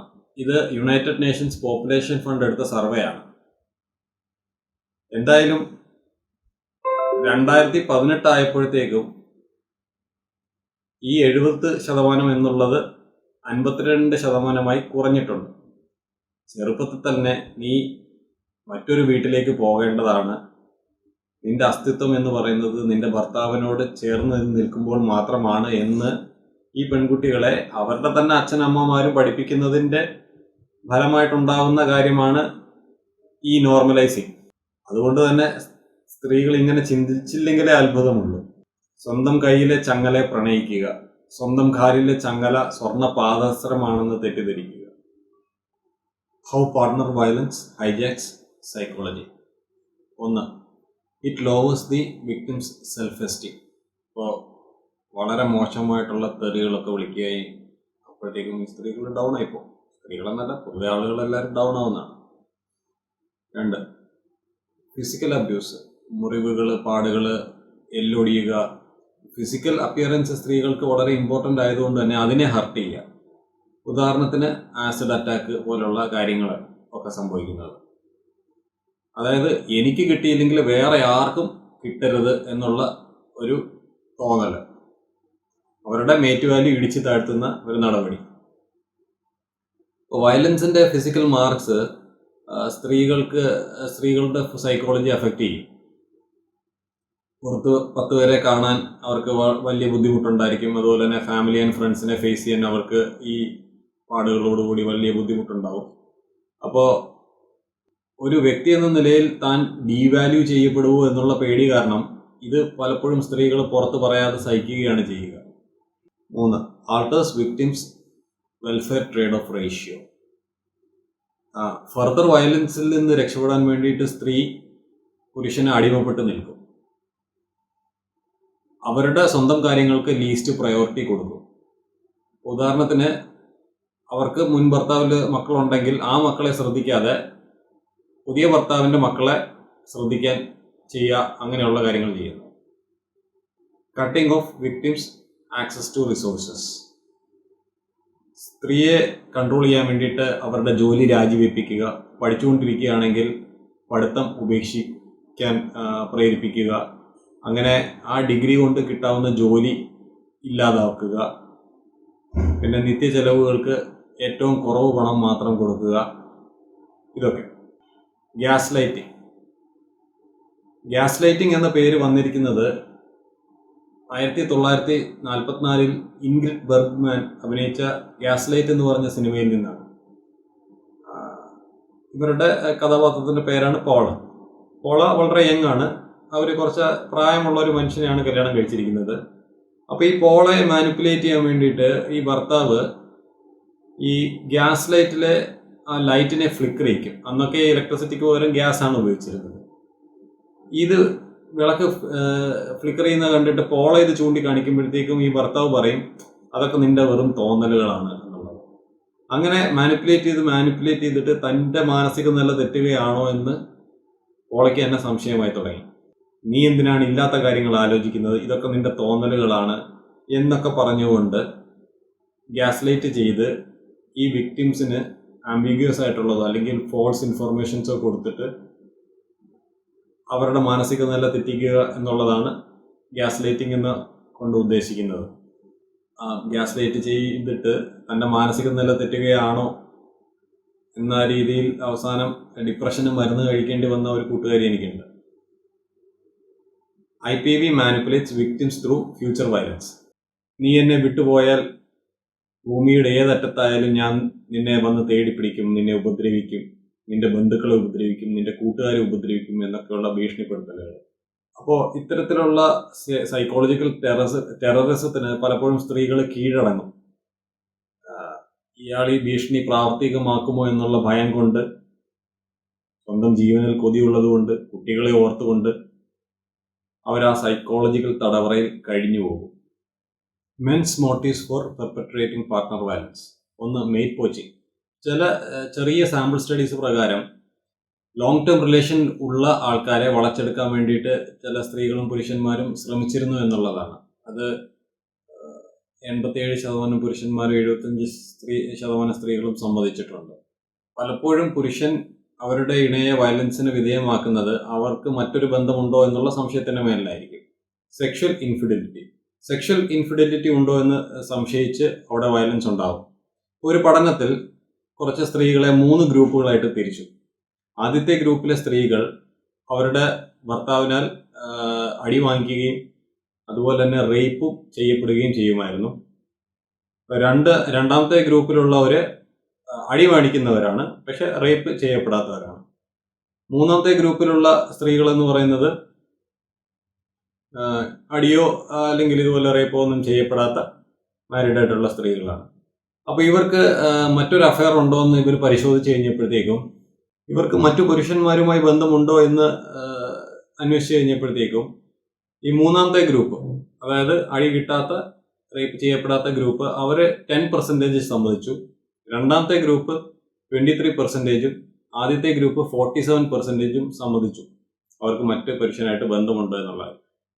അത് എന്തുകൊണ്ടെന്ന് വെച്ച് കഴിഞ്ഞാൽ, അതായത് തല്ലുന്ന പുരുഷന്മാർ അവരുടെ സ്ത്രീകളെ മറ്റു പുരുഷന്മാരുടെ കൈകളിലേക്ക് എത്തിച്ചു കൊടുക്കുകയാണ് എന്നുള്ളതാണ്. Partner getting pregnant. സംശയാലുവായ ഭർത്താവിന്റെ ഇണ ഗർഭിണിയാവുന്ന സമയം വളരെയധികം സൂക്ഷിക്കേണ്ടുന്ന ഒരു കാലമാണ്. കാരണം കുട്ടി അയാളുടേതല്ല എന്നുള്ള സംശയത്തിന് മേലിൽ വയലൻസ് ഉണ്ടാവാനുള്ള സാധ്യതയുണ്ട്. പരിണാമപരമായി നോക്കുകയാണെങ്കിൽ തൻ്റേതല്ലാത്ത കുട്ടിയിൽ അയാൾ ഇൻവെസ്റ്റ് ചെയ്യേണ്ടി വരും. ചിലപ്പോൾ അയാൾക്ക് അതിനുള്ള റിസോഴ്സസ് ഉണ്ടാവില്ല. അപ്പോൾ അബോധപൂർവം ഈ കുഞ്ഞിനെ ഇല്ലായ്മ ചെയ്യാൻ ചില ശ്രമങ്ങൾ ഉണ്ടായേക്കാം. പ്രഗ്നന്റ് ആയിരിക്കുമ്പോൾ സ്ത്രീകൾ നേരിടാൻ സാധ്യതയുള്ള വയലൻസ് അല്ലാത്തതിനേക്കാൾ 2 ഇരട്ടിയാണെന്നാണ് ചില പഠനങ്ങൾ കാണിക്കുന്നത്. നിക്കാരാഗ്വയിൽ നടന്ന ഒരു പഠനത്തിൽ വയലൻസ് നേരിട്ട 50% സ്ത്രീകളും അടിവയറ്റിൽ തൊഴിക്കപ്പെട്ടിരുന്നു എന്ന് കണ്ടെത്തി. പിന്നീട് ഉള്ളതാണ് ഡൗറി. അത് ഇന്ത്യ പോലുള്ള സമൂഹങ്ങളിൽ മാത്രം കാണുന്ന ഒരു പ്രതിഭാസമാണ്. ഈ അടുത്ത് തന്നെ നമുക്ക് സ്ത്രീധനത്തിന്റെ പേരിൽ ആത്മഹത്യ ചെയ്തത്, അതിനെ കൊലപാതകം എന്ന് തന്നെ പറയേണ്ടി വരും, ചെയ്യപ്പെട്ട വിസ്മയ. അങ്ങനെ 3-4 പെൺകുട്ടികളുടെ കഥ നമ്മൾ പത്രത്തിലൊക്കെ വായിച്ചതാണ്. അപ്പോൾ ഇന്ത്യയിലെ ഡൗറി ഡെത്തുകളുടെ കണക്കെടുക്കുകയാണെങ്കിൽ 2019 ഏതാണ്ട് 7000 ശിഷ്ടം സ്ത്രീകൾ മരിച്ചിരുന്നു എന്നുള്ളതാണ് കണക്ക്. അതിനെ 365 കൊണ്ട് ഹരിച്ചു കഴിഞ്ഞാൽ ദിവസം ഏകദേശം 20 സ്ത്രീകൾ ഇതിനാൽ കൊല്ലപ്പെടുന്നു എന്നുള്ളതാണ് മനസ്സിലാവുന്നത്. സ്റ്റെപ്പ് ചിൽഡ്രൻ, മുൻബന്ധത്തിൽ കുട്ടികളുള്ള സ്ത്രീകൾ വയലൻസ് നേരിടാനുള്ള സാധ്യതയും കൂടുതലാണ്. വയലൻസിന് വിധേയരാകുന്ന സ്ത്രീകൾക്ക് തങ്ങാനായി ടെമ്പററി ഷെൽട്ടേഴ്സ് ചില ആധുനിക സമൂഹങ്ങളിലുണ്ട്, കാനഡ പോലുള്ള സ്ഥലങ്ങളിൽ. ഒരു പഠനം പ്രകാരം ഇത്തരം ഷെൽട്ടേഴ്സിൽ അഭയം പ്രാപിക്കുന്ന സ്ത്രീകളെ നോക്കിയാൽ പ്രസന്റ് ഭർത്താവിന്റെ കുട്ടികളുള്ള സ്ത്രീകളെക്കാൾ 5 മടങ്ങിലധികം സ്ത്രീകളാണ് മുൻ ഭർത്താവിന്റെ കുട്ടികൾ ഉള്ള സ്ത്രീകൾ അവിടെ വന്ന് ചേക്കേറുന്നത്. ഈ അടുത്ത് നടന്ന ഒരു സംഭവത്തിൽ 1 വയസ്സുള്ള കുഞ്ഞിനെ രണ്ടാനച്ഛൻ തല്ലി തോളൽ ഒടിച്ചു എന്ന വാർത്തയാണിത്. Made value discrepancies. തന്റെ ഭാര്യ തന്നെക്കാൾ മികച്ചതാണ് എന്ന തോന്നൽ, അവൾക്ക് താനില്ലെങ്കിൽ മറ്റ് ആരെ വേണമെങ്കിലും കിട്ടുമെന്ന് തോന്നിക്കഴിഞ്ഞു കഴിഞ്ഞാൽ അത് വയലൻസിലേക്ക് നയിക്കാം. ഇത് സംഭവിക്കാതെ ഇരിക്കാനാണ് ഇവർ കൺട്രോൾ ചെയ്യുന്നത്. എങ്ങനെ? ചാക്കിൽ കെട്ടി പൊതിഞ്ഞ് വീട്ടിൽ ഇരുത്തി നോർമൽ ലൈഫ് ജീവിക്കാൻ സമ്മതിക്കാതിരിക്കുക എന്നുള്ളത്. Wife battering works at times. പലപ്പോഴും ഈ വയലൻസ് വർക്കൗട്ട് ആവുകയും ചെയ്യും എന്നുള്ളതാണ്. വളരെ കഷ്ടം പിടിച്ച ഒരു കാര്യമാണ്. വയലൻസ് സഹിച്ചുകൊണ്ട് പല സ്ത്രീകളും ആ ബന്ധത്തിൽ തുടരാറുണ്ട്. ഷെൽട്ടേഴ്സിൽ അഭയം നേടിയ 100 സ്ത്രീകളുടെ ഒരു ഇന്റർവ്യൂ എടുത്തു കഴിഞ്ഞപ്പോഴത്തേക്കും അതിൽ 27 പേര് ഭർത്താവ് വന്ന് മാപ്പ് പറഞ്ഞ് ഇനി വയലൻസ് ആവർത്തിക്കില്ല എന്ന് പറഞ്ഞപ്പോൾ അയാളോടൊപ്പം തിരിച്ചുപോയി. ഫ്യൂച്ചർ വയലൻസ് പോയില്ലെങ്കിൽ ഉണ്ടാവും എന്ന് ഭയന്ന് 17 സ്ത്രീകൾ ഭർത്താവിനൊപ്പം തിരിച്ചുപോയി. പോകാൻ മറ്റൊരിടം ഇല്ലാത്തതുകൊണ്ട് 14 പേർ തിരിച്ചുപോയി.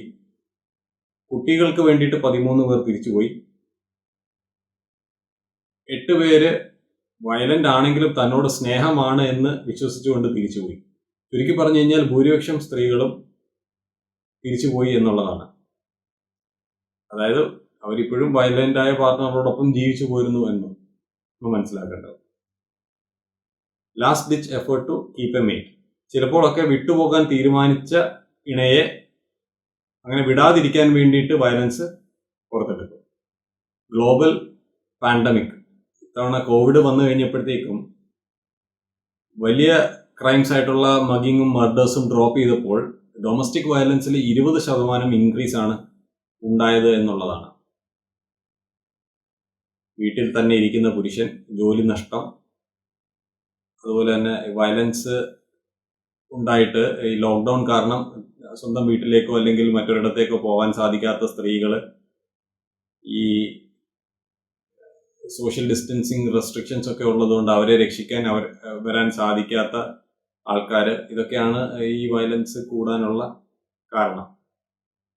പ്രബുദ്ധ കേരളത്തിലും കോവിഡ് സമയത്ത് ഡൊമസ്റ്റിക് വയലൻസ് കൂടുതലായിരുന്നു എന്നുള്ളതാണ്. Which men abuse. Men high in dark trade personality traits, അതായത് പ്രത്യേകിച്ച് സൈക്കോപ്പതി. ഡാർക്ക് ട്രേഡ് എന്ന് പറയുന്ന ഒരു സ്കോർ റേഞ്ചാണ്. അതിൽ ഹൈ സ്കോറിംഗ് ആയിട്ടുള്ളവർ direct violence, verbal abuse, sexual abuse, financial controlling behaviour ഇതൊക്കെ പ്രദർശിപ്പിക്കും. സ്റ്റോക്കിങ്.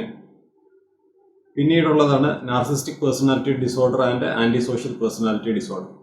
അപ്പോൾ ഈ അവസ്ഥ ഉള്ളവർ ആണ് എക്സ്ട്രീം വയലൻസ് ഉപയോഗിക്കാൻ സാധ്യതയുള്ളത്. ഇപ്പോൾ വൈഫ് ബീറ്റിങ്ങിന് ശിക്ഷിക്കപ്പെട്ട ആളുകളുടെ ഒരു സർവേ എടുത്തു കഴിഞ്ഞപ്പോൾ അവരിൽ പലരിലും narcissistic personality disorder, anti social personality disorder diagnosable ആണെന്നുള്ളതാണ്. അടുത്താണ് ബോർഡർ ലൈൻ പേഴ്സണാലിറ്റി ഡിസോർഡർ. ഇതിൻ്റെ ഫീച്ചേഴ്സ് എന്താണ് എന്ന് വെച്ച് കഴിഞ്ഞാൽ, ഈ ഉപേക്ഷിക്കപ്പെടുമോ എന്നുള്ള പേടി, എക്സ്ട്രീം ആയിട്ടുള്ള മൂഡ് ചേഞ്ച്, അഗ്രഷൻ, എക്സ്പ്ലോസീവ് ആയിട്ടുള്ള ദേഷ്യം, സെൽഫ് ഡിസ്ട്രക്റ്റീവ് ബിഹേവിയർ. ഉദാഹരണത്തിന് ഇപ്പോൾ സ്വന്തം കയ്യിൽ സിഗരറ്റ് കുത്തിക്കെടുത്തുക, ഇങ്ങനെയൊക്കെയുള്ള. ഉപേക്ഷിക്കപ്പെടുമോ എന്നുള്ള പേടി കാരണം ഇവർ പാർട്ണറിൻ്റെ അടുത്ത് വയലൻസ് എടുക്കും. ഇതിൻ്റെ ഒരു പ്രത്യേകത എന്താണെന്ന് വെച്ച് കഴിഞ്ഞാൽ, ഇവർ ഇഷ്ടപ്പെടുന്ന ആളുകളുടെ അടുത്ത് മാത്രമേ അവർ അഗ്രസീവ് ആവൂ, അവരെ മാത്രമേ വേദനിപ്പിക്കൂ. പുറത്തുള്ളവരോട് ഇവർ വളരെ സോഫ്റ്റ് ആൻഡ് ലോജിക്കലായിട്ടായിരിക്കും പെരുമാറുക. എനിക്കിങ്ങനെ ഒരാളെ അറിയാം. അവസാനം എന്ത് പറ്റുമെന്ന് വെച്ച് കഴിഞ്ഞാൽ, ഇവർ പേടിച്ചത് തന്നെ സംഭവിക്കും. ഇവരുടെ ഇണ ഇവരെ ഉപേക്ഷിച്ച് പോകും. Male specific adaptive bias. ഇത് ഞാൻ എൻ്റെ മുന്നത്തെ പ്രസൻറ്റേഷനിൽ പറഞ്ഞതാണ്, എന്നാലും ഇത് ഒരു തവണയും കൂടെ പറയേണ്ട അത് വളരെ അത്യാവശ്യമാണ്. ഈ മെയിൽ സ്പെസിഫിക് അഡാപ്റ്റീവ് ബയസ് എന്ന് പറയുന്നത് രണ്ടാണ്. ഒന്ന്, tendency to oversexualise female stimuli. അതായത് അവൾ എന്നെ നോക്കി ചിരിച്ചത് അവൾക്ക് എന്നോട് എന്തോ ഒരു ഇത് ഉള്ളത് കൊണ്ടാണെന്നങ്ങ് തീരുമാനിക്കുക, എന്നിട്ട് പുറകെ നടക്കുക. സ്ത്രീ ചിലപ്പോൾ സൗഹാർദ്ദപരമായിട്ട് തിരിച്ചതാവും. രണ്ട്, tendency to be particularly sensitive to cues of sexual infidelity. സ്വന്തം ബന്ധത്തിൽ അസംതൃപ്തരായിട്ടുള്ള സ്ത്രീകളുണ്ടോ എന്ന് അന്വേഷിച്ച് നടക്കുക, അവരെ വളയ്ക്കാൻ സാധിക്കുമോ എന്ന് പരിശോധിക്കുക. ഇപ്പോൾ ഈ പരിണാമപരമായിട്ട് ഈ വയസ്സ് ഉണ്ടെങ്കിൽ അവർ കൂടുതൽ മേറ്റിംഗ് ചാൻസസിന് സാധ്യതയുണ്ട്. കാരണം ഇവർ ഇങ്ങനെ പോവുകയാണല്ലോ, ട്രൈ ചെയ്ത് നോക്കുകയാണല്ലോ എപ്പോഴും. ഇപ്പോൾ പോയാലൊരു വാക്ക്, പക്ഷെ കിട്ടിയാലോ. എന്നാൽ ഇതൊരു പ്രശ്നമായിട്ട് മാറിയിരിക്കുകയാണ്. കാരണം സെക്ഷൽ ഹറാസ്മെന്റിലേക്ക് നയിക്കുന്നത് ഇതാണ്, ഫീമെയിൽ സ്പെസിഫിക് അഡാപ്റ്റീവ് ബയസ്. സ്ത്രീകൾ വളരെ സ്കെപ്റ്റിക്കലാണ്. ഗർഭിണിയായാൽ ഉണ്ടാകുന്ന എവല്യൂഷണറി കോസ്റ്റ് വളരെ വലുതായതുകൊണ്ട് വളരെ സ്കെപ്റ്റിക്കലായിട്ട് ഇണയെ തിരഞ്ഞെടുക്കാനാണ് സ്ത്രീകൾ പരിണാമപരമായിട്ട് ശീലിച്ചിട്ടുള്ളത്. പലപ്പോഴും പുരുഷന്മാർ പറയുന്നത്, സ്ത്രീകൾ ഞങ്ങളെ തുറിച്ച് നോക്കിക്കഴിഞ്ഞാൽ ഞങ്ങൾക്ക് യാതൊരു പ്രശ്നമില്ലല്ലോ, എന്നാൽ ഞങ്ങൾ അവരെ നോക്കിക്കഴിയുമ്പോൾ എന്തിനാണ് അവർ അസ്വസ്ഥരാകുന്നത് എന്നുള്ളതാണ്. അപ്പം എനിക്ക് പറയാനുള്ളത്, ഈ രണ്ട് നോട്ടത്തിനും രണ്ട് അർത്ഥമാണ് ഉള്ളത് എന്നാണ്. പുരുഷൻ തുറിച്ച് നോക്കുന്നത് അവൻ്റെ പരിണാമപരമായിട്ടുള്ള ചോദന പ്രകാരം മെയ്റ്റിങ്ങിന് സാധ്യത ഉണ്ടോ എന്നുള്ളതാണ്. സ്ത്രീകൾ എന്നാൽ ഭയക്കുന്നത് സെക്ഷൽ ഹറാസ്മെൻ്റ് ആണ്. സ്ത്രീകളുടെ അത്തരത്തിലുള്ള നോട്ടം പലപ്പോഴും ഒരു അപ്രീസിയേഷനാണ്. അതിൻ്റെ ഒരു ഫോട്ടോ ആണ് ഞാനിവിടെ കൊടുത്തിരിക്കുന്നത്. അപ്പം ഈ ഒരു ട്വീറ്റ് പ്രകാരം ഒരു സ്ത്രീ എഴുതിയിരിക്കുകയാണ്, my teenage nephew told me he asked a girl out and she turned him down. I said, you know what to do now right? He said, I know, I should keep trying. And I said, no, leave her alone. She gave you an answer. He was shocked. No one had told him that before. Teach your boys. ഇതാണ് ആധുനിക ലോകവീക്ഷണം. ഇത് doctor വീണ ജെ.എസ്. എഴുതിയ ഒരു പോസ്റ്റാണ്. ഇതിൽ പറയുന്നത് കൺസെന്റിനെ കുറിച്ചാണ്. രണ്ട് കമിതാക്കൾ തമ്മിലുള്ള ഒരു ചർച്ച ഇവിടെ ചെറുതായിട്ട് ഇട്ടിരിക്കുകയാണ്. അപ്പോൾ അതിനകത്ത് പെൺകുട്ടി ചോദിക്കുന്നു, പങ്കാളിയെ തൊടും മുമ്പ് പെർമിഷൻ എടുക്കാറുണ്ടോ? പയ്യൻ പറയുന്നുണ്ട്. കെട്ടിപ്പിടിച്ചോട്ടെ എന്ന് ചോദിക്കും. അതിനുശേഷം അവൾ കംഫർട്ടബിൾ ആണെങ്കിൽ പ്രൊസീഡ് ചെയ്യും, അല്ലെങ്കിൽ നിർത്തി അവൾ ഇനീഷ്യേറ്റ് ചെയ്യാൻ വേണ്ടി വെയിറ്റ് ചെയ്യും. എന്നോട് ഓരോ സ്റ്റേജിലും സമ്മതം ചോദിക്കണം. ഉമ്മ വയ്ക്കുന്നത് ഞാൻ കംഫർട്ടബിൾ ആണെങ്കിലും പിന്നീട് മുന്നോട്ട് പോകുന്നത് സമ്മതം എടുത്തു തന്നെയാകണം. പിടിച്ചോട്ടെ എന്ന വാക്ക് തന്നെ വളരെ ഹറാസിംഗ് ആണ്. തൊട്ടോട്ടെ എന്ന് ചോദിക്കാം. അതായത് ഒരു വാക്കിൻ്റെ ഉപയോഗം പോലും ടേൺ ഓഫ് അല്ലെങ്കിൽ ടേൺ ഓൺ ആണ്. പിന്നീട് അത് പറയുന്നുണ്ട്, ആദ്യമൊക്കെ മതി, പിന്നെ ഞാൻ നിൻ്റേതായി കഴിഞ്ഞു കഴിഞ്ഞാൽ പിന്നെ എപ്പോഴും ഇങ്ങനെ ചോദിക്കണമെന്നില്ല. അതായത് ഒരേ വേവ് ലെങ്ത് ആയി കഴിഞ്ഞു കഴിഞ്ഞാൽ പിന്നെ ചോദിക്കാതെ നമുക്ക് ചോദിക്കാൻ പറ്റും എന്നുള്ളതാണ്. ഈ അടുത്ത് വന്നിട്ടുള്ള ഒരു മീറ്റു ആരോപണമാണ് വേടൻ എന്ന് പറയുന്ന റാപ്പറിനെ കുറിച്ച്. അതിൽ ചില സ്ത്രീകൾ ഇദ്ദേഹത്തിനെതിരെ ഉന്നയിച്ച ആരോപണങ്ങൾ അതിൻ്റെ ആ ഡീറ്റെയിലിങ്ങിലാണ് ഞാൻ ശ്രദ്ധിക്കുന്നത്. നമുക്കതെന്താണെന്ന് നോക്കാം. സ്ക്വർട്ട് ചെയ്തു തരട്ടെ എന്നുള്ള ചോദ്യങ്ങൾ സാധാരണ സംസാരത്തിനിടയിൽ അല്ലെങ്കിൽ പരിചയപ്പെട്ട് കഴിഞ്ഞാലുടൻ ചോദിക്കുക. അതിനിച്ചിരി അസാമാന്യമായിട്ടുള്ള തൊലിക്കട്ടി വേണം എന്നുള്ളതാണ്. മദ്യപിച്ചിരിക്കുന്നതായ സമയത്ത് സെക്സിന് വേണ്ടി സമീപിക്കുക. ഉമ്മ വയ്ക്കാൻ പോലും താല്പര്യമില്ല എന്ന് പലതവണ വ്യക്തമാക്കിയതിന് ശേഷവും. Male specific adaptive bias. സെക്ഷലായ ബന്ധത്തിന് താല്പര്യമില്ല എന്ന് പറഞ്ഞു കഴിഞ്ഞാലും അതിന് പിന്നെയും സമീപിക്കുക. സെക്സ് ചെയ്യുമ്പോൾ വേദന ഉണ്ട് എന്ന് പറഞ്ഞാലും അത് നിർത്താതെ കൂടുതൽ വേദന ഉണ്ടാക്കുന്ന തരത്തിൽ തുടരുക. അതായത് മറ്റൊരാളെ വേദനിപ്പിക്കുമ്പോൾ ഒരു തരത്തിലുള്ള ഒരു കിക്ക് കിട്ടുന്നു, ഒരു കൈൻഡ് ഓഫ് സെക്ഷൽ പ്ലഷർ അതിൽ നിന്ന് കിട്ടുന്നു അയാളുടെ വേദന കാണുമ്പോഴത്തേക്ക്. തങ്ങൾ തമ്മിൽ സെക്സ് നടത്തുന്നു എന്ന് കൂട്ടുകാരോട് കള്ളം പറയുക. സെക്ഷൽ റിലേഷൻഷിപ്പിൽ സംഭവിച്ച കാര്യങ്ങളെക്കുറിച്ച് തെറ്റായ കഥകൾ സുഹൃത്ത് വലയങ്ങളിൽ പ്രചരിപ്പിക്കുക. അപ്പൊ ഇദ്ദേഹം ഓപ്പറേഷനെ കുറിച്ച് നിരന്തരമായിട്ടുള്ള സംസാരിക്കുകയും പാട്ടുകൾ എഴുതുകയും പാടുകയൊക്കെ ചെയ്യുന്ന ആളാണ്. അപ്പോൾ ഈ സെക്ഷൽ കൺസെന്റിനെ കുറിച്ച് ഇദ്ദേഹത്തിന് യാതൊരു ധാരണയില്ല എന്ന് മാത്രമാണ് ഇതിൽ നിന്ന് മനസ്സിലാക്കാൻ സാധിക്കുന്നത്. Stalking and revenge after a breakup. 2019 4 സ്ത്രീകളെ സ്റ്റോക്കേഴ്സ് തീ കൊളുത്തി കൊന്നു. അതിൽ 3 ഒരൊറ്റ മാസം സംഭവിച്ച ഇൻസിഡന്റുകളാണ്. സ്റ്റോക്കിംഗ് എന്നാൽ റിപ്പീറ്റഡ് പാറ്റേൺ ആയിട്ടുള്ള ഒരു മലീഷ്യസ് ബിഹേവിയർ ആണ്. അത് വിക്ടിമിന് ഭയവും മറ്റു ബുദ്ധിമുട്ടുകളും ഉണ്ടാക്കും. ഉദാഹരണത്തിന് റിപ്പീറ്റഡ് ആയിട്ട് ഫോൺ ചെയ്യുക, മെസ്സേജ് അയക്കുക, വിക്ടിം എവിടെയൊക്കെ പോകുന്നു, ആരോടൊക്കെ സംസാരിക്കുന്നു എന്ന് നിരീക്ഷിക്കുക, അതിൽ ഇടപെടുക, എക്സാജറേറ്റഡ് ആയിട്ട് അഫെക്ഷൻ പ്രകടിപ്പിക്കുക, ഫോളോ ചെയ്യുക, വിക്ടിമിൻ്റെ ജോലി സ്ഥലത്തോ അല്ലെങ്കിൽ പഠിക്കുന്ന സ്ഥലത്തോ അനൗൺസ് ചെയ്യാതെ അല്ലെങ്കിൽ നേരത്തെ പെർമിഷൻ എടുക്കാതെ കയറി ചെല്ലുക, സംസാരിക്കുമ്പോൾ സൗഹാർദ്ദപരമായിട്ടുള്ള ഉദ്ദേശത്തോടു കൂടി റെസിപ്രോക്കേറ്റ് ചെയ്താലും അത് പ്രേമമായിട്ട് തെറ്റിദ്ധരിക്കുക. സ്വാഭാവികമായിട്ടും പുരുഷന്മാരാണ് അഗ്രസീവായിട്ട് സ്റ്റോക്കിംഗ് ചെയ്യുന്നത്. 8 തൊട്ട് 32% സ്ത്രീകൾ സ്റ്റോക്കിങ്ങിന് വിധേയരാകുമ്പോൾ 2 തൊട്ട് 3% പുരുഷന്മാരാണ് ആ അവസ്ഥയിലൂടെ കടന്നു പോകുന്നത്. Physical and emotional toll on stalking victims. 2 പഠനം പ്രകാരം സ്റ്റോക്കിംഗ് അനുഭവിക്കേണ്ടി വരുന്ന വിക്ടിംസിന് anxiety, anger, irritation, sleep disorder, stress ഒക്കെ ഉണ്ടാകുന്നുണ്ട്. ഇപ്പോൾ ജോലിക്ക് പോകുന്ന സ്ത്രീകൾ സ്റ്റോക്കിംഗ് ഭയന്ന് ജോലി ഉപേക്ഷിക്കുക, പഠിക്കുന്ന പെൺകുട്ടികൾക്ക് പഠിത്തത്തിലുള്ള ശ്രദ്ധ കുറയുകയും അല്ലെങ്കിൽ സ്കൂൾ ഉപേക്ഷിക്കുകയും ചെയ്യുക. അപ്പോൾ പല സ്റ്റോക്കേഴ്സും സെക്ഷലിയോ അല്ലെങ്കിൽ ഫിസിക്കലിയോ അസോൾട്ട് ചെയ്യുമെന്ന് ഭീഷണിപ്പെടുത്തുന്നത് കൊണ്ട് ആ ഭീഷണി നിറവേറ്റുമോ എന്ന് ഭയന്ന് ജീവിക്കുന്ന ഒരവസ്ഥ. എക്സ് പാർട്ട്നേഴ്സാൽ കൊല്ലപ്പെട്ട സ്ത്രീകളുടെ ഒരു സർവേ പ്രകാരം 76% സ്ത്രീകളും കൊലപാതകി അവരുടെ മരണത്തിന് 1 വർഷം മുമ്പേ തൊട്ട് സ്റ്റോക്ക് ചെയ്ത് തുടങ്ങിയിരുന്നു എന്നുള്ളതാണ് കണ്ടെത്തിയത്. Why do rejected lovers stock? ഒരു പഠനം പ്രകാരം ശിക്ഷിക്കപ്പെട്ടിട്ടുള്ള ക്രിമിനൽ സ്റ്റോക്കേഴ്സിൻ്റെ ലിസ്റ്റ് എടുത്തു കഴിയുമ്പോഴത്തേക്കും അവരിൽ പലരും ഓട്ടിസം സ്പെക്ട്രം ഡിസോർഡർ സ്കെയിലിൽ ഹൈ റേറ്റിംഗ് ആയിരുന്നു എന്ന് കണ്ടെത്തി. സോഷ്യൽ മൈൻഡ് റീഡിംഗ് സ്കിൽസ് ഇവർക്ക് വളരെ കുറവായിരിക്കും.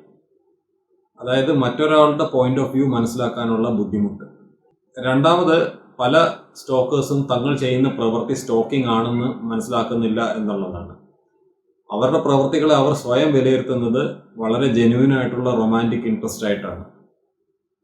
അത് വിക്ടിം വെൽക്കം ചെയ്യുന്നുണ്ട് എന്നും അവർ കരുതുന്നുണ്ട്. അവർ പുറകെ നടക്കുമ്പോൾ വിക്ടിം അത് തടഞ്ഞു കഴിഞ്ഞു കഴിഞ്ഞാൽ അത് വെറുതെയാണ്, അത് ചുമ്മാ എന്നെ പരീക്ഷിക്കാൻ വേണ്ടിയിട്ട് ചെയ്യുന്നതല്ലേ എന്നൊക്കെ വിചാരിച്ചിട്ട് കൂടുതൽ ഇൻറ്റൻസിറ്റിയോടുകൂടി സ്റ്റോക്കിംഗ് തുടരും അവർ. നമ്മുടെ സിനിമകൾ തന്നെ എന്തുമാത്രം സ്റ്റോക്കിംഗ് ഗ്ലോറിഫൈ ചെയ്തിട്ടുണ്ടെന്ന് നോക്കിയാൽ മതി. സ്റ്റോക്കേഴ്സ് ഭീകരരൂപിയൊന്നും അല്ലാത്ത ഒരു സാധാരണ മനുഷ്യനെ പോലാണ് ഇരിക്കുന്നത് എന്നുള്ളത് കൊണ്ട് തന്നെ ഈ വിക്ടിംസ് അല്ലാത്ത ആൾക്കും ഇയാൾ ഒരു സ്റ്റോക്കർ ആണെന്ന് മനസ്സിലാവത്തുമില്ല. ഇത് ഞാൻ കണ്ടിട്ടുള്ള സ്റ്റോക്കിംഗ് ഗ്ലോറിഫൈ ചെയ്യുന്ന മലയാള സിനിമകളാണ്. ഈ സംസ്കാരമൊക്കെ ഇനി അവസാനിക്കേണ്ടിയിരിക്കും. Rejected stalkers and revenge porn. ഒരു ബന്ധം ബ്രേക്കപ്പിലേക്ക് നീങ്ങുമ്പോൾ ബ്രേക്കപ്പ് നടന്ന ഉടനെയോ സ്റ്റോക്കിംഗ് ചെയ്യുന്നവരാണ് റിജക്റ്റഡ് സ്റ്റോക്കേഴ്സ് എന്ന് പറയുന്നത്. പലപ്പോഴും റിജക്റ്റഡ് ആയവർ ഡെസ്പറേറ്റ് മെഷേഴ്സ് ഒക്കെ എടുക്കാറുണ്ട്. ചിലർ വളരെ സൂയിസൈഡിലൊക്കെ ആവും. ഇപ്പോൾ 2431 വിക്ടിംസിനെ വെച്ച് നടത്തിയ ഒരു പഠനം പ്രകാരം സ്റ്റോക്കിംഗ് ചിലപ്പോഴൊക്കെ സക്സീഡ് ചെയ്യുന്നതായിട്ടാണ് കാണുന്നത്. അതൊരു ടെമ്പററി വിക്ടറി ആണെങ്കിൽ പോലും, അതായത് 30% സ്ത്രീകൾ സ്റ്റോക്ക് ചെയ്യുന്ന പുരുഷന്മാരോട് സംസാരിക്കാൻ തയ്യാറാകും, 13% പേര് ഡേറ്റ് ചെയ്യാൻ തയ്യാറാകും, 6% പേര് പിന്നീട് സെക്സ് ചെയ്യാൻ. ഇപ്പോൾ പരിണാമത്തിന്റെ പോയിന്റ് ഓഫ് വ്യൂവിലൂടെ നോക്കിക്കഴിഞ്ഞാൽ ഈ 6% നല്ല സക്സസ് റേറ്റ് ആണ്. കാരണം ടോട്ടൽ സെലിബസിയേക്കാൾ ഭേദമാണല്ലോ അത്. ഇപ്പോൾ ഒരു കാര്യം പറയാനുള്ളത്, ഈ പുരുഷന്മാർ തൻ്റെ സെക്ഷൽ പ്രോവസ് ബാക്കിയുള്ളവരുടെ മുന്നിൽ പ്രദർശിപ്പിക്കാൻ ഇഷ്ടപ്പെടുന്നവരാണ്. ഇപ്പോൾ നമ്മൾ ഈ വേടന്റെ കേസ് പറഞ്ഞതുപോലെ, കൂട്ടുകാരോടൊക്കെ പറയുന്നതുപോലെ. അപ്പോൾ ഒരു അനക്ഡോട്ടാണ് പറയുന്നത്. അതായത് ഷോർട്ട് ടേം റിലേഷൻഷിപ്പിലുള്ള പുരുഷന്മാര് അവരുടെ സെക്സ് ലൈഫ് വിത്ത് ഫുൾ ഡീറ്റെയിൽസിനെ കുറിച്ച് ഇങ്ങനെ പറഞ്ഞ് വാചാലരാവുന്നത് ഞാൻ തന്നെ കേട്ടിട്ടുണ്ട്.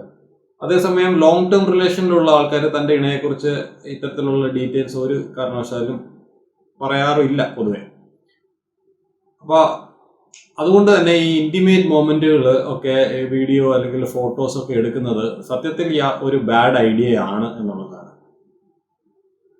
ഇപ്പോൾ ബന്ധം സ്ത്രീ അവസാനിപ്പിച്ചു കഴിഞ്ഞാൽ പുരുഷന് താൻ അപമാനിക്കപ്പെട്ടതായിട്ട് തോന്നുകയും ഈ ഇന്റിമേറ്റ് മൊമെന്റ്സ് ഇന്റർനെറ്റിനകത്തൂടെയൊക്കെ ലീക്ക് ചെയ്യുകയും ചെയ്യും എന്നുള്ളതാണ്. അപ്പോൾ ഇത്തരത്തിലുള്ള പോൺ അല്ലെങ്കിൽ വിത്തൗട്ട് കൺസെന്റ് പബ്ലിഷ് ചെയ്യുന്നതോടുകൂടി സ്ത്രീകൾക്ക് സിവിയർ ആയിട്ടുള്ള anxiety, depression, suicidal thoughts, PTSD ഒക്കെ ഉണ്ടാകും.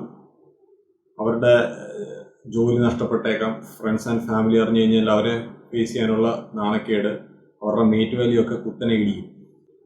ദ മെയിൽ ഗേസ്, കണ്ണുകൾ തന്നിൽ നിന്ന് ബ്രഷ് ചെയ്ത് കളയുന്ന ഒരു സ്ത്രീയുടെ ഒരു പെയിന്റിംഗ് ആണ്. വളരെ അർത്ഥവത്തായിട്ടുള്ള ഒരു പെയിന്റിംഗ് ആണ്. Which women do men perceive as sexually exploitable. ആഫ്രിക്കയിലെ സെറംഗെറ്റി പ്ലെയിനിൽ ഉള്ള ചീറ്റകൾ, പുലികൾ ഗസാലിനെയാണ് ഹണ്ട് ചെയ്യുക. അപ്പോൾ ഏറ്റവും അടുത്ത് വളരെ നിശബ്ദമായിട്ട് ചെന്നിട്ട് ഈ മൃഗത്തിന് മേലിലേക്ക് പൗൺസ് ചെയ്ത് വീഴും. 0 to 60 miles per second speed എടുത്തിട്ട് ഇതിന് ഓടാൻ സാധിക്കും, ഏറെ ദൂരത്തേക്ക് അല്ലെങ്കിൽ പോലും. അപ്പോൾ ലോകത്തെ ഏറ്റവും ഫാസ്റ്റസ്റ്റ് ആയിട്ടുള്ള കാറുകളോട് ഈ വേഗം കമ്പയർ ചെയ്യാം. അപ്പോൾ ഇവർ വേട്ട ചെയ്യുന്നതെന്നാൽ ഏറ്റവും വേഗത കുറഞ്ഞ അല്ലെങ്കിൽ ആരോഗ്യം കുറഞ്ഞ ഒരു മൃഗത്തെ ആയിരിക്കും. അപ്പോൾ പരിണാമത്തിൽ പുലികളിൽ നിന്ന് രക്ഷപ്പെടാൻ വേണ്ടിയിട്ട് ഉള്ള ഗസാലുകൾക്ക് ഉണ്ടായിട്ടുള്ള ഒരു അനുകൂലനമാണ് അതിന് പറയുന്നത് സ്റ്റോട്ടിംഗ് എന്നാണ്. അതായത് ഈ പുലികളെ ഇത് കണ്ടു കഴിഞ്ഞ് കഴിഞ്ഞാൽ 4 കാലും ഉയർത്തി പൊങ്ങിച്ചാടും പല തവണ. അപ്പോൾ എന്താണ് ഇത് പറയാൻ ശ്രമിക്കുന്നത്? ഞാൻ നിന്നെ കണ്ടു, അപ്പോൾ ആ സർപ്രൈസ് എലമെന്റ് ഇല്ല നിനക്ക് എന്നെ പിടിക്കാൻ. രണ്ടാമത്, എനിക്ക് ഭയങ്കര ഹെൽത്താണ്, അതുകൊണ്ട് തന്നെ നീ അടുത്തിങ്ങി എത്തുന്നതിന് മുമ്പേ ഞാൻ ഓടി രക്ഷപ്പെടും. അതുകൊണ്ട് നീ പോയി വർണറബിൾ ആയിട്ടുള്ള വേറെ വല്ല മൃഗത്തെയും പിടിക്കാൻ നോക്കാൻ എന്നാണ് ഇത് പറയാതെ പറയുന്നത്. അപ്പോൾ സ്വാഭാവികമായിട്ടും ഈ പുലികൾ ഇതുങ്ങളെ വെറുതെ വിടും എന്നുള്ളതാണ്. അപ്പോൾ മഗ്ഗിങ് ചെയ്ത് ശിക്ഷ അനുഭവിക്കുന്ന ഇൻമേറ്റുകളുടെ ഒരു ഇന്റർവ്യൂ എടുത്തു കഴിയുമ്പോഴത്തേക്കും മനസ്സിലാവുന്നത് അവരവരുടെ വിക്ടിംസിനെ റാൻഡമായിട്ടല്ല ചൂസ് ചെയ്യുന്നത്, വളരെ കെയർഫുള്ളിയാണ് ചൂസ് ചെയ്യുന്നത് എന്നുള്ളതാണ്. സെക്ഷൽ എക്സ്പ്ലോയിറ്റേഴ്സും അതുപോലെ തന്നെ അവരുടെ വിക്ടിംസിനെ കെയർഫുള്ളിയാണ് ചൂസ് ചെയ്യുന്നത്. പൊതുവെ പതുക്കെ നടക്കുന്ന ഷോർട്ട് സ്ട്രൈറ്റ് ലെങ്ത് ഉള്ള കോൺഫിഡൻസ് തീരെ പ്രദർശിപ്പിക്കാത്ത സ്ത്രീകൾ, വളരെ ഷൈ ആണെന്ന് തോന്നുന്ന സ്ത്രീകൾ, low energy level, low muscularity ഒക്കെയുള്ള സ്ത്രീകൾ പൊതുവെ കൂടുതലായും അൺവാണ്ടഡ് ആയിട്ടുള്ള ടച്ചിങ്ങിന് ഇരയാവാനുള്ള സാധ്യതയുണ്ട്. എന്നാൽ തൻ്റെ ഇടമുള്ള സ്ത്രീകൾ ഈ സെക്ഷൽ എക്സ്പ്ലോയിറ്റേഴ്സ് സാധാരണയായി വെറുതെ വിടാനാണ് സാധ്യത. സെക്ഷൽ ഹറാസ്മെന്റ് 2 തരത്തിലാണ്. Quid pro quo sexual harassment, അതായത് സെക്ഷൽ ഫേവേഴ്സിന് ബദലായിട്ട് ജോലി ഓഫർ ചെയ്യുകയോ പ്രൊമോഷൻ ഓഫർ ചെയ്യുകയോ അത് നിരസിച്ചാൽ ജോലി കളയിക്കും, അതുപോലെയുള്ള മറ്റ് നടപടികൾ ഉണ്ടാവുമെന്ന് ഭീഷണിപ്പെടുത്തുക. അതിന് ഉത്തമ ഉദാഹരണമാണ് ഹാർവി വെയിൻസ്റ്റീൻ.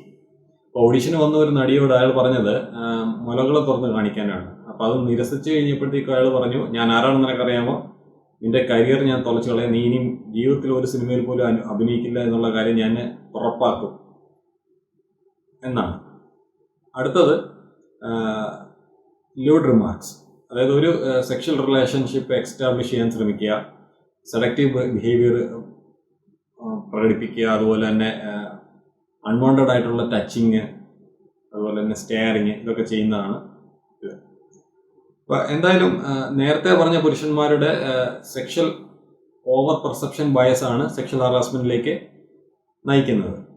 ഇപ്പോൾ ഒരു ഉദാഹരണം പറയുകയാണെങ്കിൽ, സേഫ് വേ എന്ന് പറയുന്ന ഒരു സൂപ്പർ മാർക്കറ്റ് ചെയിൻ ഒരു കസ്റ്റമർ സർവീസ് പോളിസി ഇംപ്ലിമെന്റ് ചെയ്തു. അതായത് അവിടുന്ന് ഗ്രോസറി സാധനങ്ങൾ എടുത്തിട്ട് വന്ന് ബില്ലടിക്കാൻ വരുമ്പോഴത്തേക്കും ഈ ക്യാഷ് കൗണ്ടറിൽ നിൽക്കുന്ന ആള് അവരുമായിട്ട് ഒരു ഐ കോണ്ടാക്ട് വെക്കണം, അതുപോലെ തന്നെ നോക്കിച്ചിരിക്കുകയും വേണം. അപ്പോൾ ഈ കൗണ്ടറിൽ നിൽക്കുന്നത് മിക്കവാറും സ്ത്രീകളായിരുന്നു. എന്തായാലും വൈകാതെ തന്നെ ഈ ഓവർ പെർസെപ്ഷൻ ബയസ് ഉള്ളത് കൊണ്ട് തന്നെ അവൾ എന്നെ നോക്കി ചിരിച്ചത് എന്നോട് എന്തോ ഒരു ഇതുള്ളത് കൊണ്ടാണ് എന്നൊക്കെ പുരുഷ കസ്റ്റമേഴ്സ് വിചാരിക്കുകയും അവരോട് ഫ്ലർട്ട് ചെയ്യുകയും ഡേറ്റ് റിക്വസ്റ്റ് നടത്തുകയും പല സ്റ്റോക്കിംഗ് ഇൻസിഡന്റുകളും ഉണ്ടായി. അങ്ങനെ ഒരുപാട് സെക്ഷൽ ഹറാസ്മെന്റ് കംപ്ലൈന്റുകൾ വന്നതോടുകൂടി ഈ സൂപ്പർ മാർക്കറ്റ് ചെയിൻ ഇത് പരിശോധിക്കുകയും ഈ പോളിസി നിർത്തലാക്കുകയും ചെയ്തു. അങ്ങനെ ഈ സെക്ഷൽ ഹറാസ്മെന്റ് കംപ്ലൈന്റുകൾ കുറഞ്ഞു. മറ്റൊരു പ്രശ്നം, സമീപിക്കുന്ന പുരുഷന്മാരോട് എടുത്തടിച്ച പോലെ നോ പറഞ്ഞു കഴിഞ്ഞാൽ അതിൽ റിട്ടാലിയേഷൻ ഉണ്ടാവുമെന്ന് ഭയന്നുകൊണ്ട് സ്ത്രീകൾ സോഫ്റ്റ് റിജക്ഷൻ നടത്തും. ഞാൻ ബിസിയാണ്, എനിക്ക് വേറെ ജോലിയുണ്ട്, അവിടെ ഇവിടെയും തൊടാതെ ഇങ്ങനെ പറയും. അപ്പോൾ ഇത് കേൾക്കുന്ന പുരുഷന്മാർ വിചാരിക്കും, ബിസി അല്ലെങ്കിൽ അപ്പം എന്നോട് താല്പര്യം ഉണ്ടായിരുന്നല്ലേ. അപ്പം എൻ്റെ തന്നെ ബന്ധത്തിൽപ്പെട്ട ഒരു കുട്ടി ഇതുപോലെ ഒരു പയ്യൻ പുറകെ നടന്നു കഴിഞ്ഞപ്പോൾ പറഞ്ഞത് എൻ്റെ വീട്ടുകാരെ സമ്മതിക്കത്തില്ല എന്ന്. അപ്പോൾ അയാൾ പറഞ്ഞു, വീട്ടുകാരെ സമ്മതിക്കുന്നതൊക്കെ നമുക്ക് പിന്നെ നോക്കാം. ഇന്ന് പൂർവ്വോദയം ശക്തിയായിട്ട് പുറകെ നടക്കാൻ തുടങ്ങി. അതായത് നിങ്ങളുടെ നോ എന്ന് പറയുന്നത് കൃത്യമായിരിക്കണം, വളരെ പ്രിസൈസ് ആയിരിക്കണം എന്നുള്ളതാണ്. Tonic immobility.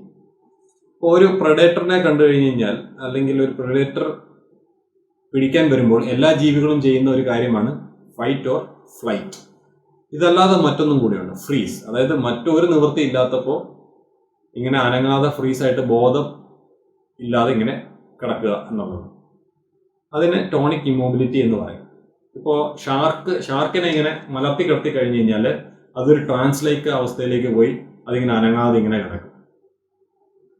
300 പേരിൽ നടത്തിയ ഒരു പഠനത്തിൽ സ്ത്രീകൾ, അതായത് സെക്ഷൽ അസോൾട്ടിന് വിധേയരായിട്ടുള്ള സ്ത്രീകൾക്കും ഈ ടോണിക് ഇമ്മൊബിലിറ്റി ഉണ്ടായതായിട്ട് മനസ്സിലാക്കാൻ കഴിഞ്ഞിട്ടുണ്ട്.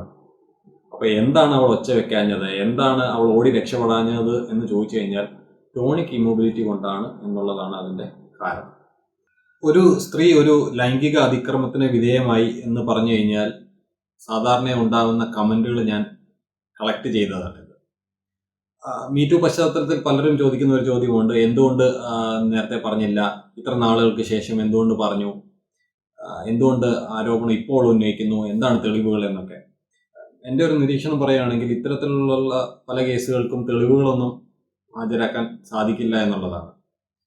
പക്ഷെ അതുകൊണ്ട് മിണ്ടാതിരിക്കണം എന്നാണോ? കാരണം ഈ പറയുന്ന പുരുഷൻ പലപ്പോഴും പിടിക്കപ്പെടാത്തത് കൊണ്ട് അയാളുടെ ഈ സെക്ഷൽ പ്രൊഡേഷൻ ഇങ്ങനെ തുടർന്നുകൊണ്ടിരിക്കുകയായിരിക്കും. അപ്പോൾ ഭൂമി സൂര്യന് ചുറ്റും കറങ്ങുകയാണ് എന്ന് പറഞ്ഞതിന് തടവിലാക്കിയ ഒരു സമൂഹമാണ്. അതായത് സമൂഹത്തിന്റെ പൊതുബോധത്തിനെതിരെ നീങ്ങണം എന്നുണ്ടെങ്കിൽ നമ്മൾ പൂർണ്ണമായും സെൽഫ് സഫീഷ്യന്റ് ആയിരിക്കണം. ഇല്ലെങ്കിൽ ആ തീരുമാനം സൂയിസൈഡൽ ആയിരിക്കും. സമൂഹം അവരെ ബഹിഷ്കരിക്കും, അത് അതിജീവനത്തെ ബാധിക്കും. ഇപ്പോൾ സെക്ഷൽ അസോൾട്ടിന് വിധേയമായി എന്ന് പറയുന്ന സ്ത്രീയെ സമൂഹം പൊതുവിന് ബഹിഷ്കരിക്കാറാണ് പതിവ്. അവരെ ജോലിക്ക് എടുക്കാതിരിക്കുക, അല്ലെങ്കിൽ കല്യാണത്തിന് വിളിക്കാതിരിക്കുക തുടങ്ങിയ കാര്യങ്ങൾ. അപ്പോൾ ഈ സെക്ഷൽ ട്രോമയിൽ നിന്ന് തന്നെ പുറത്തു വരാൻ ചില ആളുകൾക്ക് ഒരുപാട് സമയമെടുക്കും, വർഷങ്ങൾ പോലും എടുക്കും.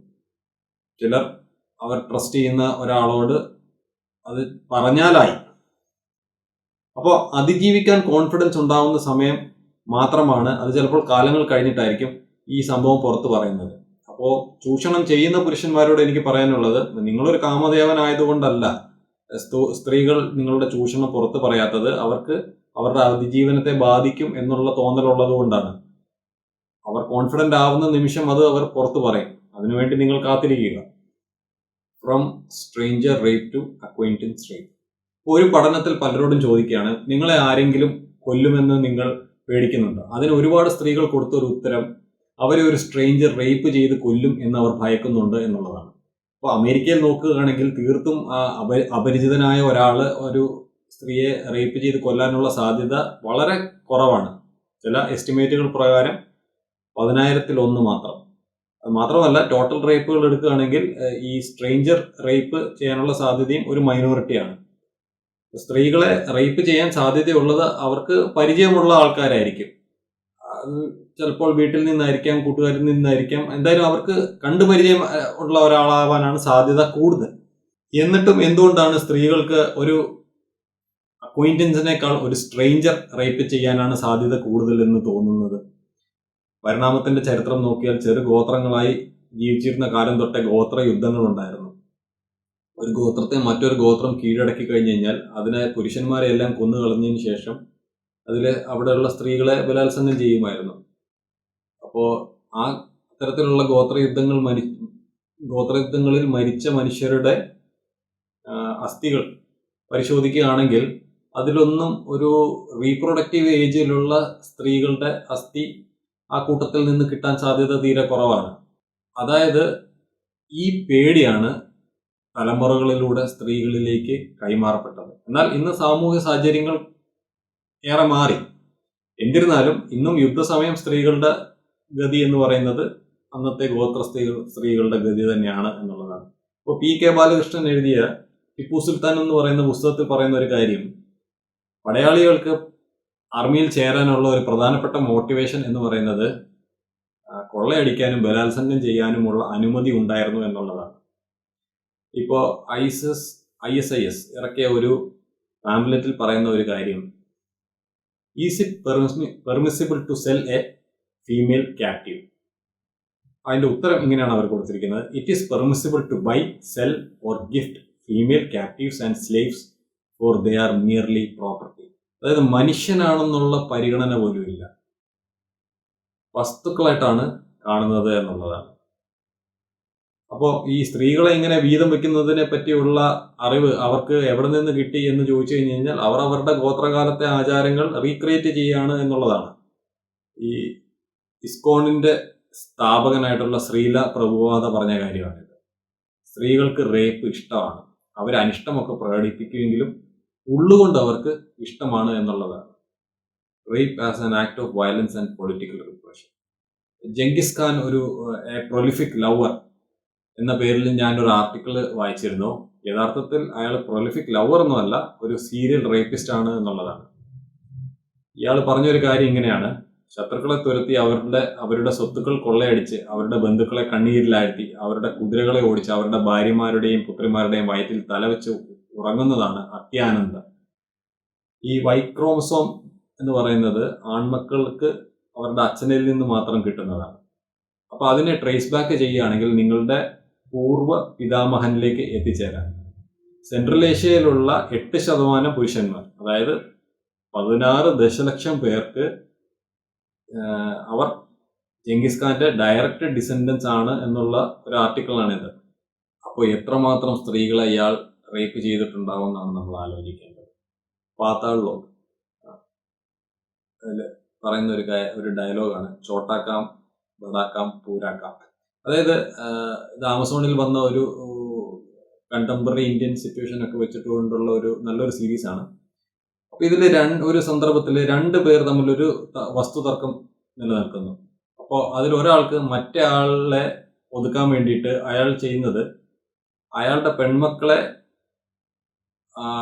റേപ്പ് ചെയ്യാൻ വേണ്ടിയിട്ട് കൊട്ടേഷൻ കൊടുക്കുക എന്നുള്ളതാണ്. അപ്പൊ ഈ കൊട്ടേഷൻ എടുക്കാൻ വന്ന ആൾ ചോദിക്കുന്നതാണ്: ചോട്ടാക്കാം ചെയ്യേ, ബടാക്കാം ചെയ്യേ, പൂരാക്കാം ചെയ്യേ. ചോട്ടാക്കാം എന്ന് പറഞ്ഞു കഴിഞ്ഞാൽ മോളസ്റ്റേഷൻ, ബടാക്കാം എന്ന് പറഞ്ഞു കഴിഞ്ഞാൽ റേപ്പ്, പൂരാക്കാം എന്ന് പറഞ്ഞു കഴിഞ്ഞാൽ റേപ്പ് ആൻഡ് മർഡർ.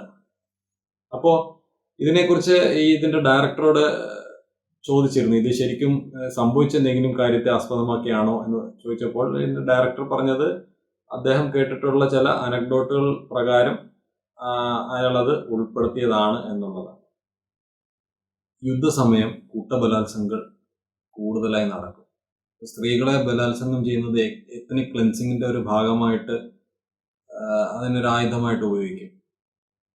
റോഹിംഗ്യയുടെ കാര്യമായാലും കൊളംബിയയിലും ഇറാഖിലും സുഡാനിലും ചെച്ചിനിയയിലും പാകിസ്ഥാനിലും ബംഗ്ലാദേശിലും കോങ്കോയിലും ശ്രീലങ്കയിലും ഒക്കെ ഇത് നടന്നിട്ടുണ്ട്. ഇപ്പോൾ റുവാണ്ടയിൽ ഹുട്ടു വംശജരും തുട്സി വംശജരും തമ്മിൽ നടന്ന ആഭ്യന്തര യുദ്ധത്തിൽ ഏതാണ്ട് 3.5 ലക്ഷം തുട്സി സ്ത്രീകളാണ് ബലാത്സംഗത്തിന് ഇരയായത്. സർവൈവ് ചെയ്ത ഒരുവിധപ്പെട്ട എല്ലാ സ്ത്രീകളും ബലാത്സംഗത്തിന് ഇരയായി. ഇപ്പോൾ പ്രീ വാർ റേപ്പ് കണക്ക് നോക്കുകയാണെങ്കിൽ 1,149 റേപ്സ് എന്നുള്ളതായിരുന്നു ഒരു വർഷമെങ്കിൽ 100 ദിവസത്തെ യുദ്ധത്തിൽ അത് 220 ടൈംസ് ഉയർന്നു എന്നുള്ളതാണ്.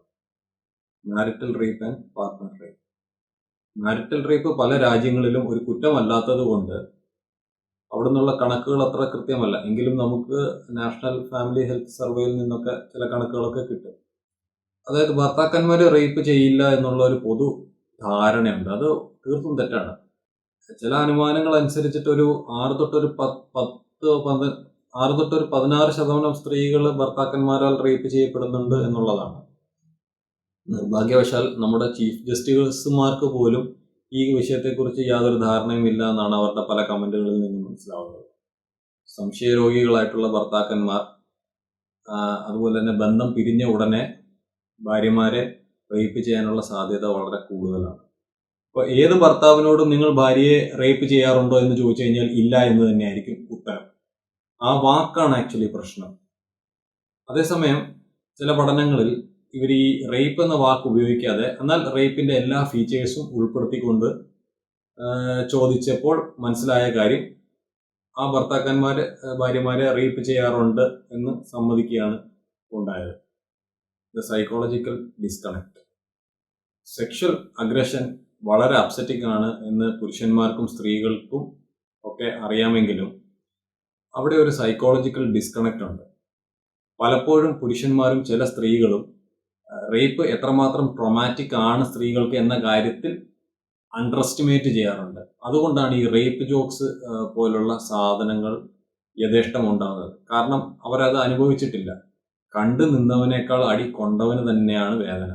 പിന്നെ റേപ്പിസ്റ്റ് ആയിട്ടുള്ള ആസാറാം ബാപ്പുവിനെ പോലുള്ള പെരും കള്ളന്മാരെ റേപ്പിനെ കുറിച്ചൊക്കെ വലിയ വായിൽ ഓരോ ഡയലോഗുകൾ തട്ടിവിടുന്നത് കേൾക്കാം. ഒരു പെൺകുട്ടിയെ തിയേറ്ററിൽ പീഡിപ്പിച്ച് ആൾ തന്നെ ജസ്റ്റിസ് ഫോർ ആസിഫ എന്ന് പറയുന്ന ഒരു പ്രകടനത്തിൽ പങ്കെടുത്തതിന്റെ ഒരു ഫോട്ടോ ഞാൻ കണ്ടു നോക്കുന്നുണ്ട്. The suffering of rape victims. Rape ഒരു സെക്ഷൽ ആക്ട് ആയി ഒരു സ്ത്രീയും പരിഗണിക്കാറില്ല. റേപ്പ് എൻജോയബിൾ ആണ് എന്ന തോന്നൽ തന്നെ ശുദ്ധമായിട്ടുള്ള ബോഷ്കാണ്. റേപ്പ് ചെയ്യപ്പെടുന്നവരുടെ നാളുകളോളം നിലനിൽക്കുന്ന മെന്റൽ ട്രോമ അതിഭീകരമാണ്. കടുത്ത ഹ്യൂമിലിയേഷൻ, ഡിപ്രഷൻ, PTSD ഒക്കെ അവർ വർഷങ്ങളോളം ചിലപ്പോൾ അനുഭവിക്കേണ്ടി വന്നേക്കാം. റേപ്പ് ചെയ്യപ്പെട്ടാൽ ഡെറ്റോൾ ഒഴിച്ച് കഴുകിക്കളഞ്ഞാൽ മതി എന്ന് മാധവിക്കുട്ടി ഒരിക്കൽ പറഞ്ഞിരുന്നു. വയലേറ്റ് ചെയ്യപ്പെടാത്തവർക്ക് വളരെ ഈസി ആയിട്ട് പറയാൻ പറ്റുന്ന ഒരു കാര്യമാണത്. പറയുന്ന അത്ര എളുപ്പമല്ല അത് മറക്കുക എന്നുള്ളത്. ഇപ്പൊ ആത്മഹത്യ ചെയ്യാൻ ശ്രമിച്ച 158 പേരെ വെച്ച് നടന്ന ഒരു പഠനത്തിൽ അതിൽ 50% പേരും തങ്ങളുടെ ജീവിതത്തിൽ മുമ്പ് എപ്പോഴെങ്കിലൊക്കെ സെക്ഷൽ അസോൾട്ടിന് വിധേയരായിട്ടുണ്ട് എന്ന് പറഞ്ഞു. അതായത് ഒരു വർഷം കഴിഞ്ഞിട്ടുള്ള ഒരു ഫോളോ അപ്പ് സ്റ്റഡിയിൽ ഈ സെക്ഷൽ അബ്യൂസ് നേരിട്ടവർ അല്ലാത്തവരെക്കാൾ വീണ്ടും ആത്മഹത്യാ ശ്രമം നടത്തിയതായിട്ടും കണ്ടെത്തി. Minding the gap in sexual perceptions. Sexual perceptions സ്ത്രീകൾക്കും പുരുഷന്മാർക്കും വ്യത്യസ്തമാണ്. ഒരു സ്ത്രീ എഴുതിയ കമന്റാണ്: ലൈംഗിക ചുവയുള്ള കമന്റ്സ് വല്ലാത്ത അസ്വസ്ഥതയും അരക്ഷിതത്വവും ആണ് പലപ്പോഴും നൽകുക. ഇതിനോടൊക്കെ എങ്ങനെ റെസ്പോണ്ട് ചെയ്യണ്ട എന്നത് ഒരു പ്രഹേളികയാണ് പേഴ്സണലി എനിക്ക്. പൊതുവെ പുരുഷന്മാർക്ക് സ്ത്രീകളുടെ ന്യൂഡ് പിക്ചേഴ്സ് അയച്ചു കൊടുത്തു കഴിഞ്ഞാൽ അവർക്ക് വലിയ സന്തോഷമാകും. എന്നാൽ സ്ത്രീകൾക്ക് കണ്ട പുരുഷന്മാർ അത്തരത്തിലുള്ള പിക്ചേഴ്സോ വീഡിയോസോ അയച്ചു കൊടുത്തു കഴിഞ്ഞാൽ അവർക്കത് വളരെ ഗോറി ആയിട്ടാണ് ഫീൽ ചെയ്യുക. അതായത് ഇപ്പോൾ നിങ്ങൾക്കൊരു മനുഷ്യന്റെ കൈയും കാലും തലയൊക്കെ വേർപെടുത്തിയിട്ട് കുടൽമാലയൊക്കെ പുറത്തിട്ട ഒരു ഫോട്ടോ നിങ്ങൾക്ക് അയച്ചു തരികയാണെങ്കിൽ നിങ്ങൾക്കൊരു എളുപ്പും അസ്വസ്ഥതയായിരിക്കും അതുണ്ടാക്കുന്നത്, അല്ലേ? അതിനോട് ഉപമിക്കാവുന്ന തരത്തിലാണ് എല്ലാവരും അയച്ചു കൊടുക്കുന്ന ന്യൂഡ് പിക്ചേഴ്സിനെ സ്ത്രീകൾ പൊതുവെ വീക്ഷിക്കുക. UK-യിലുള്ള മില്ലേനിയൽ ഏജിൽപ്പെട്ട സ്ത്രീകൾ, അതായത് 1981-നും 94-നും ഇടയിൽ ജനിച്ച സ്ത്രീകൾ, അവരിൽ പകുതി പേർക്കും ഇത്തരത്തിലുള്ള ഇമേജസ് കിട്ടിയിട്ടുണ്ട് എന്ന് പറയുന്നു. അതിൽ 78% അവർ ആവശ്യപ്പെടാതെ അയച്ചു കൊടുത്ത പിക്ചേഴ്സാണ്. 27% മില്ലേനിയൽ പുരുഷന്മാരും ഇത്തരത്തിലുള്ള ഇമേജിനെസ് അയക്കുന്നതായി സമ്മതിച്ചു. 30% പുരുഷന്മാർ വിചാരിക്കുന്നത് ഇത് സ്ത്രീകൾക്ക് വളരെ ഇഷ്ടമാണെന്നാണ്. എന്നാൽ 83% സ്ത്രീകൾക്ക് ഇത് റിപ്പൾസീവ് ആയിട്ടാണ് തോന്നിയത് എന്നുള്ളതാണ്.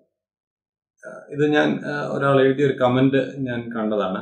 നല്ല മുല എന്ന് പറഞ്ഞാൽ അത് കോംപ്ലിമെന്റായി എടുക്കുകയും ആ കോംപ്ലിമെന്റിന് നന്ദി പറയുന്ന യുവതികളാണ് സ്ത്രീ ശാക്തീകരണത്തിന് ആവശ്യം. ഇതിന്റെ ഒരു പ്രശ്നം എന്താണെന്ന് വെച്ച് കഴിഞ്ഞാൽ, ഇത് ഈ പ്രസന്റേഷൻ കണ്ടപ്പോൾ നിങ്ങൾക്ക് മനസ്സിലായി കാണുമെന്ന് ഞാൻ പ്രതീക്ഷിക്കുകയാണ്. ഇതിന് അത്ര എളുപ്പം മറുപടി പറയുന്നത് നമുക്ക് ആ പ്രിവിലേജ് പൊസിഷനിൽ ഇരുന്ന് പറയാൻ സാധിക്കുമെന്നുള്ളതേ ഉള്ളൂ. അങ്ങനെ പറയാൻ പറ്റുന്നത് വളരെ നല്ല കാര്യമാണ്. പക്ഷെ അങ്ങനെ പറയാൻ എപ്പോഴും പറ്റണമെന്നില്ല. അങ്ങനെ പറ്റാത്ത സ്ത്രീകളെ രണ്ടാം തരക്കാരായി കാണാൻ ഞാൻ തയ്യാറല്ല എന്നുള്ളതാണ്. മീ ടു മൂവ്മെന്റ് തുടങ്ങിയ തരാന ബർക്ക് പറഞ്ഞ കാര്യമാണ്. There has to be a shift in culture. We have to have conversations about systems that are in place that allow sexual violence to flourish. അപ്പോൾ എല്ലാ തരം വയലൻസിനോടും നോ എന്ന് പറഞ്ഞുകൊണ്ട് ഞാൻ അവസാനിപ്പിക്കുന്നു. നന്ദി.